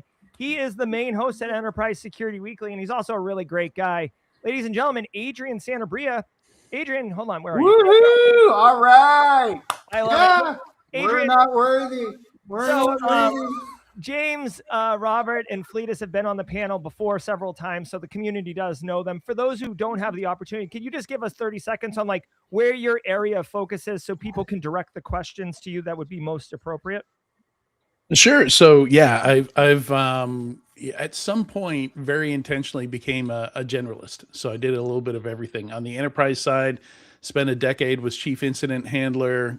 Built secure development workflows and all that documentation. Built the first SIM. Built SecOps. Did all the forensics works, copying hard drives and stuff like that. Was a pen tester, was a PCI QSA, was an industry analyst. So completely hands off, just wrote about the industry for a number of years. Wendy Nather hired me into 451, and that was a lovely experience. Started my own consulting firm, which got acquired by a vendor, and then spent did 6 startups where I was head of product or product marketing at those organizations. And I've been doing my own thing, like Jerry here for this is my 3rd year being solo. Just about half my income comes from being in front of camera, and the other half comes from advising enterprises. Yep. And I got to tell you guys, I have personally spent time with Adrian at conferences, and you're an absolute delight. You're a great. I'm a real person. He's a real person. and He's a real boy. Thank you for I'm not an AI agent. Let's throw you directly into the fire, shall we? Sure. Itching to Learn wants to know any threat hunting tips or resources. How can you AI effectively in threat hunting? The AI bit, I think, so one thing that's become clear with AI, especially after Mythos was released, is that it'll do something. It'll burn tokens and do something if you tell it to do something. But if you know where it should be looking, and so this applies equally to threat hunting as it does to discovering vulnerabilities and things. It really does take an expert.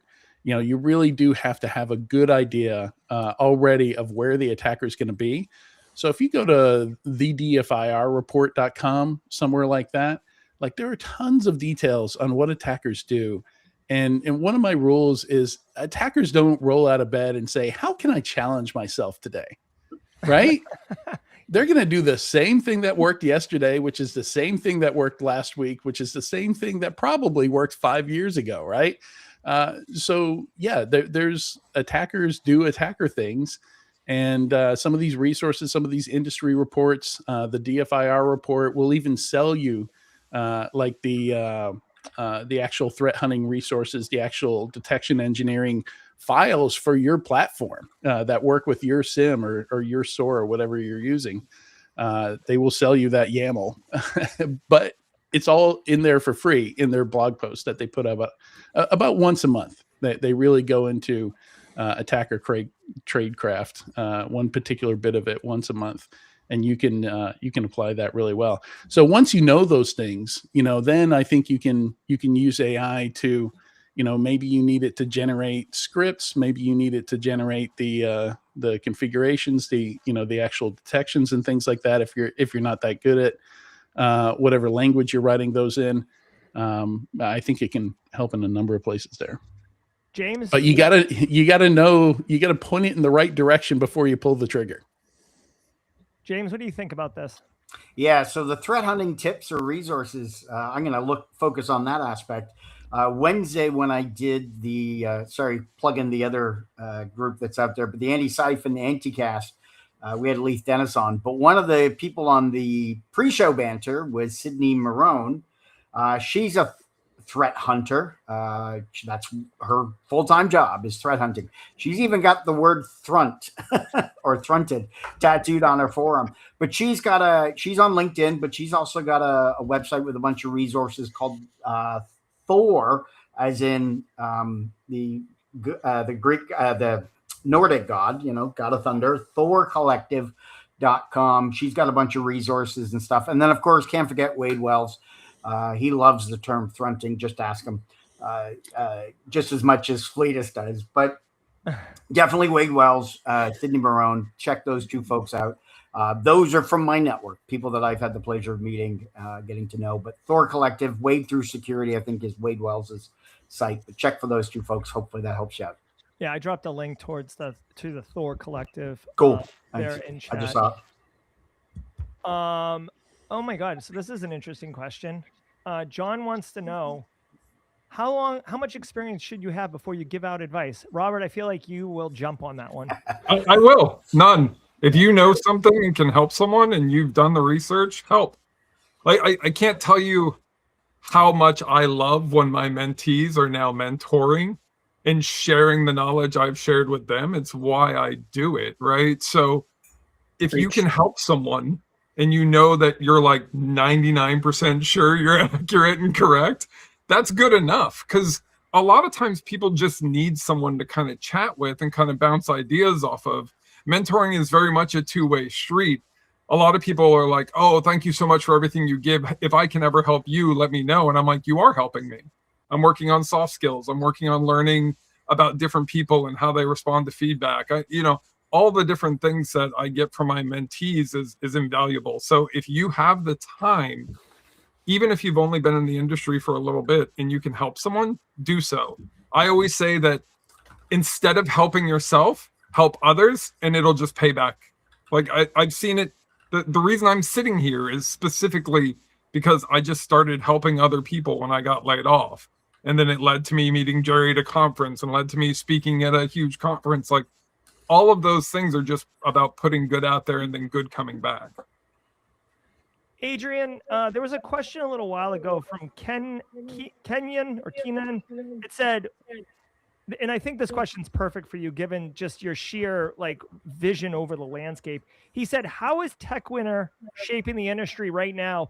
And William Bailey provided what I think is a pretty good definition here: a prolonged period of slowdown, reduced investment, cost cutting tech industry. Can you kind of tell us what you're seeing and what your thoughts are around right now in industry, and if there is TechWinter, what is it doing? Yeah, definitely. So this is something we're actually going to talk about on one of these fireside chats that you do, Jerry. Sorry, you're talking, but I can't hear you. Yeah, no, go for it. Oh, okay. Oh, You're maybe talking. you weren't. Sorry, I've got the YouTube stream over here, so I can throw in the chat. So I'm seeing things delayed. Oh yeah. I looked over there. I thought you were talking right now, but you were asking the question. Yeah. So TechWinter, I think, is very much manufactured. Any company above like a couple thousand people, they have no idea what those people do or how productive those people are. Like no company I've ever worked in has a really good grasp on what productivity looks like. That's why when everybody went to work from home, managers freaked out because their only measure for productivity was whether they saw people in the office warming up a seat, right? Like that doesn't mean you're being productive to the fact that you show up.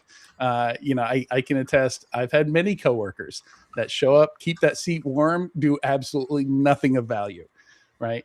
So not understanding that, these layoffs, like they're always ready to do layoffs. There's always people there that, but like Cloudflare doing 1,100 layoffs earlier this week. I'm really challenged to think that, they really replaced everything that each of these people did with AI. So I'm still calling BS. Anytime you see, more than 100 people replaced by AI, just think about that. Think about everything that you do day in and day out in your job and the amount of time it would take. Like across 1,100 people, that must be like 40, 50 different types of jobs, right? And even within departments, everybody's job is a little bit different. It would take hundreds of thousands of hours of sitting next to that person, understanding what they do, seeing if you could automate it, codifying it. So, you can have AI do tasks, but you can't really have it do jobs at this point because it requires you to understand what that job is. And most companies just don't. So I think, take AI out of it altogether. These are just layoffs, right? Like, and we see economic, if you look back through history, there are always these points where, the market pushes them to do layoffs and then they'll hire back again. So I forget what the name of the paradox is. Every time we get a new technology, like initially everybody freaks out about it,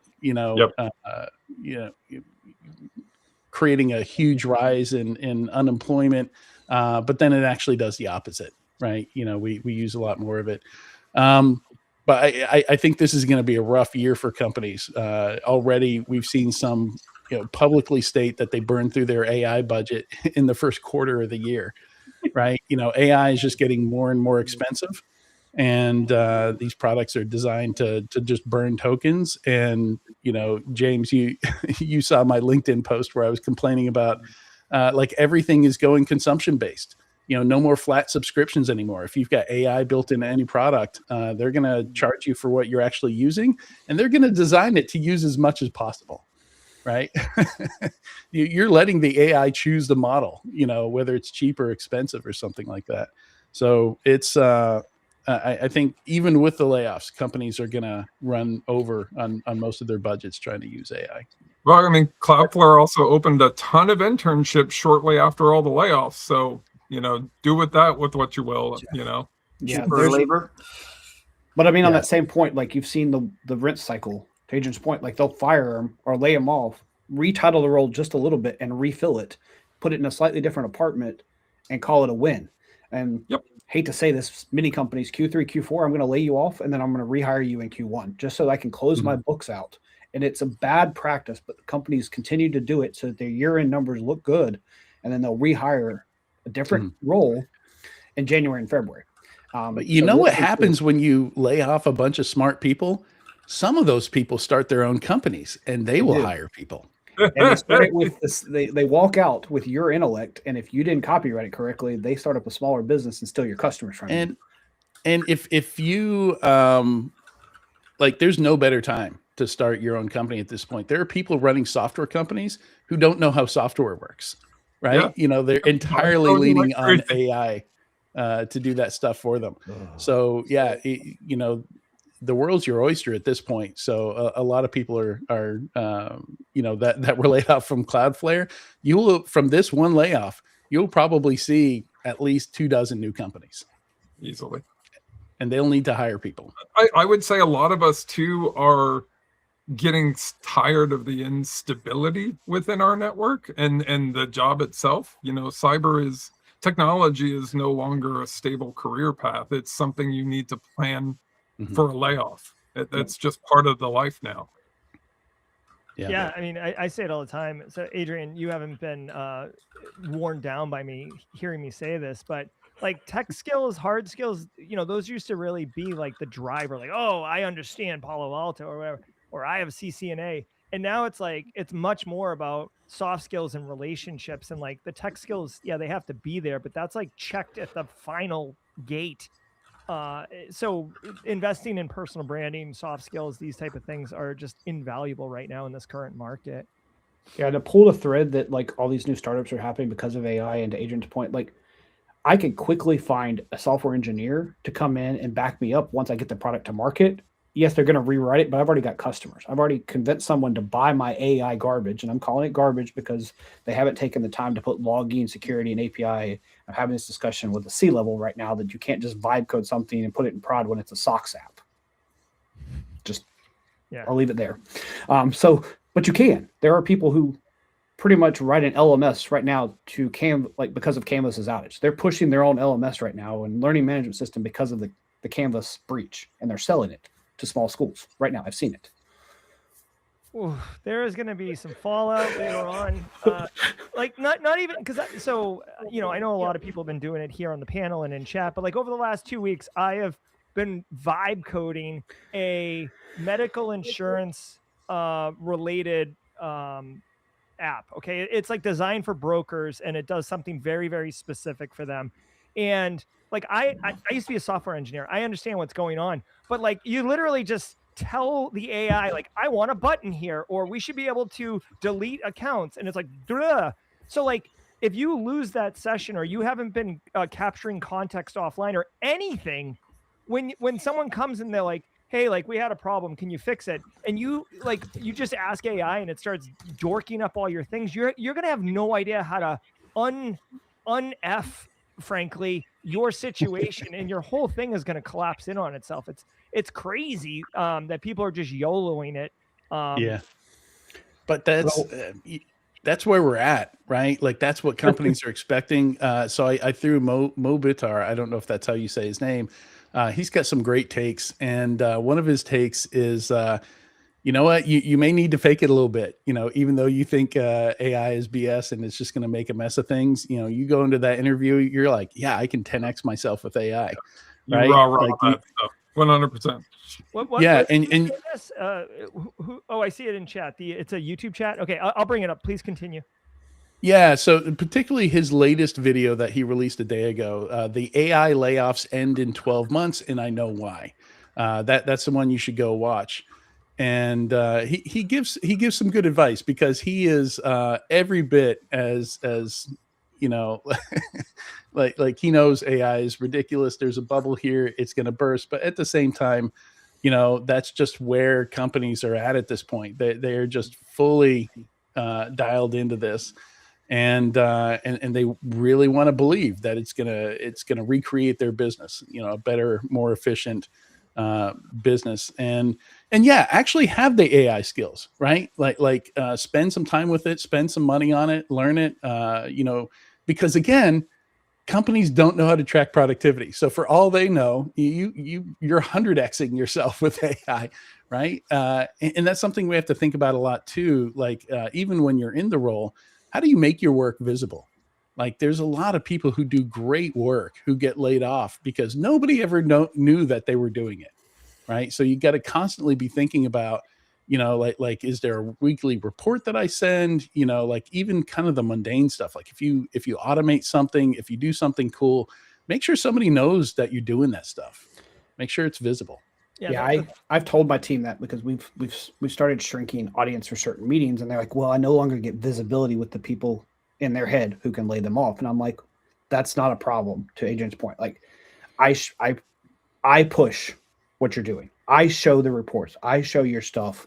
I say I don't take credit for all what my team is building, because this person, I'll call him Bob for anonymity, produced this report. Sally wrote this automation. My team is now doing this. We are now able to do that. And yes, end of the day, I could say Bob and Sally bye, but they didn't lose their visibility because they're no longer in a meeting. And we got to get past that. And Adrian made a good point. Like, you got to sometimes be a little self-centered and say, look what I did today. Because at some point, especially if you're remote, they don't see you anymore. To Robert's point, there's not a button in the seat. There's not a button in the seat. I have to periodically hear for you to sound the horn. Mm-hmm. Look at my shiny new toy. Look at my new report. Look at my new detection rule. Look what I published. Or again, going to my mentor, publish something to the web so your future employer sees what you did, even if your current employer doesn't care. Yep. Build a portfolio. Yeah. Yep. If your boss says you're the best and like, oh, like I love what you do, like nobody else in the world knows that. And when you need to go find another job, your boss is absolutely not going to help you find one. I promise you that. That's a fact. Real quick, Nerman, who I love, I'm a big fan of Nerman. He's a longtime community member, very supportive. He's asked this question. I asked the panel, they didn't know. Is anyone integrated Codex into their local AI agent? And what's your opinion on this approach? I didn't use Codex. I don't think anyone on the panel has familiar with Codex. James McQuiggan did mention, check out AI Chase or Chase AI on socials. They've been doing things with Codex on Claude Nerman. And if anyone in chat has anything that they can share with Nerman on this topic, please share it. Nick Dixon says, what's this say? Is it advantageous to have tech experience to work in GRC? If so, is pursuing the CCNA a good ROI? Now, this is wildly interesting because when I was coming up, again, gray in the hair, like my panel, CCNA, it used to be like SEC plus CCNA was like you needed those things, and we got away from it. Fleetus, why don't you talk about this one? Because you lit up like a Christmas tree. Yeah, so this one is important right now for so many reasons. We got to get past GRC as just the auditor who's just doing checklists and screenshots. GRC is no longer about, can I read a spreadsheet? Can I produce a screenshot? Can I write a report? It's now, what engineering? Yes, I said engineering can I bring into this field? What is my Python skills? What is my Terraform skills? Can I do CI/CD? Do I understand the network stack, to your point right here, so I can audit from layer 2 up? Can I know what a layer 7 application actually is? What a layer 5, layer 3, what does that communication look like? To Jared's point, yes, the Sec Plus was great because you knew the inch deep or the CISSP. Now I'm asking you to be a GRC engineer, and I'm shameless plug, working on a tactical GRC workshop for Continuum Con. I haven't got it around this exactly. How do I pull from the MITRE attack when I map this? How do I write a memo that's going to be tactical enough that's going to draw attention? Or, heaven forbid, I give a JSON file to my auditor. Hey, auditor, go parse this JSON file because this is how I pushed it. Or here's my YAML file. I'm no longer giving you a screenshot because it's serverless.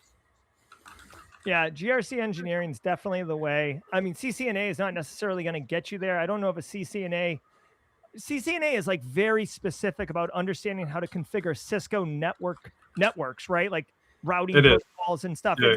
It's not really GRC engineering. So I don't think if it were me, if you were my son or Nick, I would say I would spend those cycles working on something else other than CCNA. There's a lot of different technical things you can get. For GRC, I think like the knowledge you get in Network Plus is probably sufficient to understand how a network works and what an IP address is and stuff like that. And then going deeper into GRC engineering. Also, I'm going to be having a video coming out. I haven't developed it yet, but coming out that's going to have practical labs on learning GRC engineering, since this is like a hot topic that's like very mysterious to a lot of people right now on what is GRC engineering. So I'm going to be doing that. Shout out to James. This was a while ago, but James, thanks for the super chat. Definitely appreciate it. People look for Jimmy Coleman Jr. on LinkedIn. Fleet So is pushing another a book. one. What do we got, Fleet? Another one is AJ Yon's GRC Oh, for yeah. AWS. If you want to read something, he's got tips right inside the book that you can copy and paste into a tenant and actually practice these skills directly in the book. And know AJ very well, so I just figured I knew his book was behind me. Yeah, so I figured I'd AJ's a really great guy. He's definitely one for the peoples as far as like the Simply Cyber ethos and mission. Adrian, please reach into your bag of tricks and answer the question: how long does it take to become an IR person? Yeah, after you go through one real IR, you're an IR person. Yeah. you may have gone through one personally, right? Like if you fall into an info stealer or something like that and you got to redo all your stuff. Yeah, I mean it's so I actually went very few things in my career weren't completely self-learned. Right. But one of them where I actually went more the formal route was I got my GCIH from SANS back in October 2025, something like that, 2024 or 2004, 2005. Sorry. From Ed SCOTUS. And I really used those resources. I kept that first book around for a long time. It was a lot of really useful stuff in that course. But yeah, it's one of those things that's just practice. Like you get better every time you do it. Yeah, it's really a journey. Like once you see different things, you realize you have to prepare differently. So you get a little bit better each time. Not every incident is the same. Like back in my day, most of the incidents I handled were HR stuff, or like none of them were breaches. Right. Like I had several I had to hand off to Secret Service or FBI or postal inspectors. Those are all crimes. They weren't breaches. They're all internal threats. So there's a lot of stuff that you never read about, you never see, because the company never has to talk about it because it wasn't an external threat where somebody was stealing anything or trying to ransom. I love it. Thank you so much, Pocket Pixels. I hope that answers the question. Guys, we've got about 4 minutes left. I do want to give an opportunity, since these panelists gave us so much of their time, so you can find out more. I'll just start really quick. If you want more Adrian, he's going to be my guest on Simply Cyber Firesides on July 9th. It's a Thursday at 4:30 p.m. I'll market the crap out of it since it's like 2 months away. But he's going to be coming on. And the title of the talk, just to whet your palate, is AI is not coming for your job, right? Is that what we agreed on, Adrian? Yeah. Adrian's got the hottest blistering surface of the sun takes on this topic. You're going to love it. James, let's go around the horn. Share with us. Where can people get some James McQuiggan, or what's going on that you would like to share with the community? So heading down to Tampa tomorrow for B-Sides Tampa. Very excited to that. Going to see some great presentations. The one that I am really, really looking forward to is seeing our very own, the awesome, the amazing Kathy Chambers doing her first presentation in front of a group. I know it's going to be amazing. She's going to be fantastic. She just needs to get up and just pretend she's talking to 1 or 2 people. Don't be worried about who's all. Is it her first one? I believe it's her first one. Yeah. Super. I know she's nervous, and that's okay, Kathy, because if you're not nervous, you're not breathing, and you're going to kill it. It's going to be a lot of fun. Just be yourself up there and have an awesome time. So that's my pep talk for you. Do the Superwoman pose before you go on stage. You're going to kill it. So, and I will be at Secret Con at the beginning of June. All right, there you go. And she's And in I'll chat post right it. now at Kathy Chambers Media. B-Sides Tampa, get yourself some James McQuiggan. Fleetus, what do we got, dude? So reviving the channel. I should have something I believe scheduled to come out this afternoon. I'm putting out a decent amount of stuff around human in the loop, AI-based content in the last little bit, as well as pulling in some GRC topics. As I alluded, I will be doing a Continuum Con talk on tactical GRC. Still working on that workshop. That's the first week in June. I don't have that link in front of me, or I would share it. And then if you're in the Charlotte area or virtually, hit me up. I'm happy to do market interviews. I'm happy to help with network. Robert and I both love giving back to this community. So we're in the Discord too. So feel free just to reach out. That's where my value proposition. And I will answer a question earlier that I wanted to answer earlier. Everyone should be a mentor. Everyone should be a mentee, because your life experiences is what adds value. As soon as you walk into the room, that targeted question made me a better speaker. The way you ask a question sometimes is just your perspective is always what I need from that reverse mentorship. You asking a question is going to make me a better practitioner, better father, better husband, better person, just in general. So continue to ask questions and find a mentor and be a mentee. Speaking of Robert, aka Bowtie Cyber Guy or Cybersecurity Guy, I get it wrong. I don't even know. I got to write it down. Robert, where can we get some more of you? Bowtie Security Guy on YouTube. I'm relatively new to YouTube. Most of my content has been on LinkedIn for many years, so I'm trying to plug that a little bit more. I just put out a video too, specifically on surviving the cyber market, and I go through kind of what you need to do, how you need to grow your brand, and I kind of break all that out. And then I've also done some hot takes on AI and kind of similar things where companies are not thinking about what the future of AI looks like or the cost. But feel free to connect with me too. Like at exactly like Fleeta said, like we're happy to chat, and there's no charge to this. So if you want a mentor, you need somebody. If you go to my playlist, Jerry too, I built a bunch of playlists for people who are looking for jobs. If you're looking for just kind of real talk about what cyber is, each one of those has different playlists for kind of what you're trying to do and what you're trying to accomplish. So anything I could do to help, feel free. Awesome. Thank you. And then our newest panelist and soon to become old favorite friend, Adrian. Adrian, where can some people get some more of you until July 9th comes around? Yeah, so my Substack is defendersinitiative.com, which is also the name of my company. And so all my hot takes on things, that's aside from LinkedIn, that's where they go. So if you subscribe to that, I would be forever grateful.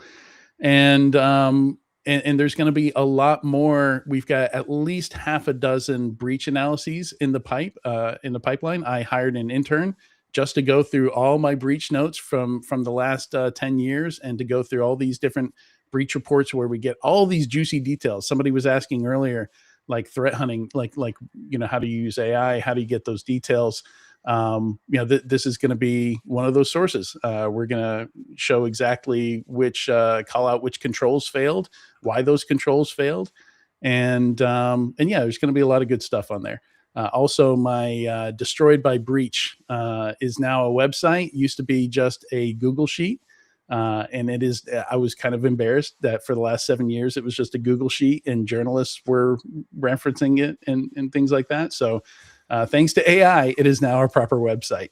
I don't think it would have ever happened otherwise. I found the Google Drive. Yep. Yeah. So it's just destroyedbybreach.com.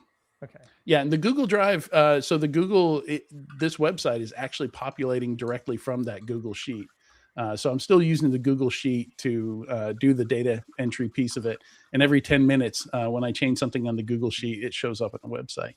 I got to tell you, I don't typically play the sound effects during the panels, but That Hansel's so hot right now. If you know me for a minute, dude, I love some infographics, and this is just like visual data metrics. Like, oh, so You can much click each of those, and it'll expand and tell you more about the breach. And eventually, though, I'll write up stories about each of these breaches because some of them are really interesting stories. But the whole reason why I did this is there's this myth that companies go out of business because of breaches all the time. Look, cybersecurity is important, but we don't have to make stuff up to make it more important, right? You know, and the truth is, it's extremely rare that a company goes out of business because of a breach, but it does happen. Most of them are not large companies. And they just didn't have the resources to survive some of these. Yeah, I mean, look at Stryker. I mean, they were absolutely record profits. Record profits. How? After over 200,000 devices wiped, that is impressive. I mean, honestly, like that's some magic ball stuff right there. It's like shake that magic 8 ball and go, could this happen? Never. Yeah. I love it, guys. Yeah. I want to say thank you so very much to the entire panel. Adrian jumping in here midstream, James, Robert, Fleetus. Go check out all their stuff. I dropped it all in chat. If you're watching on replay, I mean, I showed it on stream. You can find it easy. Just type in their name and then YouTube, or type in Defenders Initiative and hit enter. I do want to say really quickly, there's a pinned comment where if you still want the party to continue, many of us are going to head over to Daniel Lowry's IRL. He just started a minute ago. Very similar to Cyber Career Hotline, helping people, community. It's all about good times. Big fan of Daniel Lowry and all the work he does. He'll also be guest hosting Daily Cyber Threat Brief at the end of June for a little bit. So just a little bit of a teaser there. On behalf of the entire panel chat, thank you very much. I hope you guys all have a wonderful weekend. I'm Jerry, and until next time, stay secure.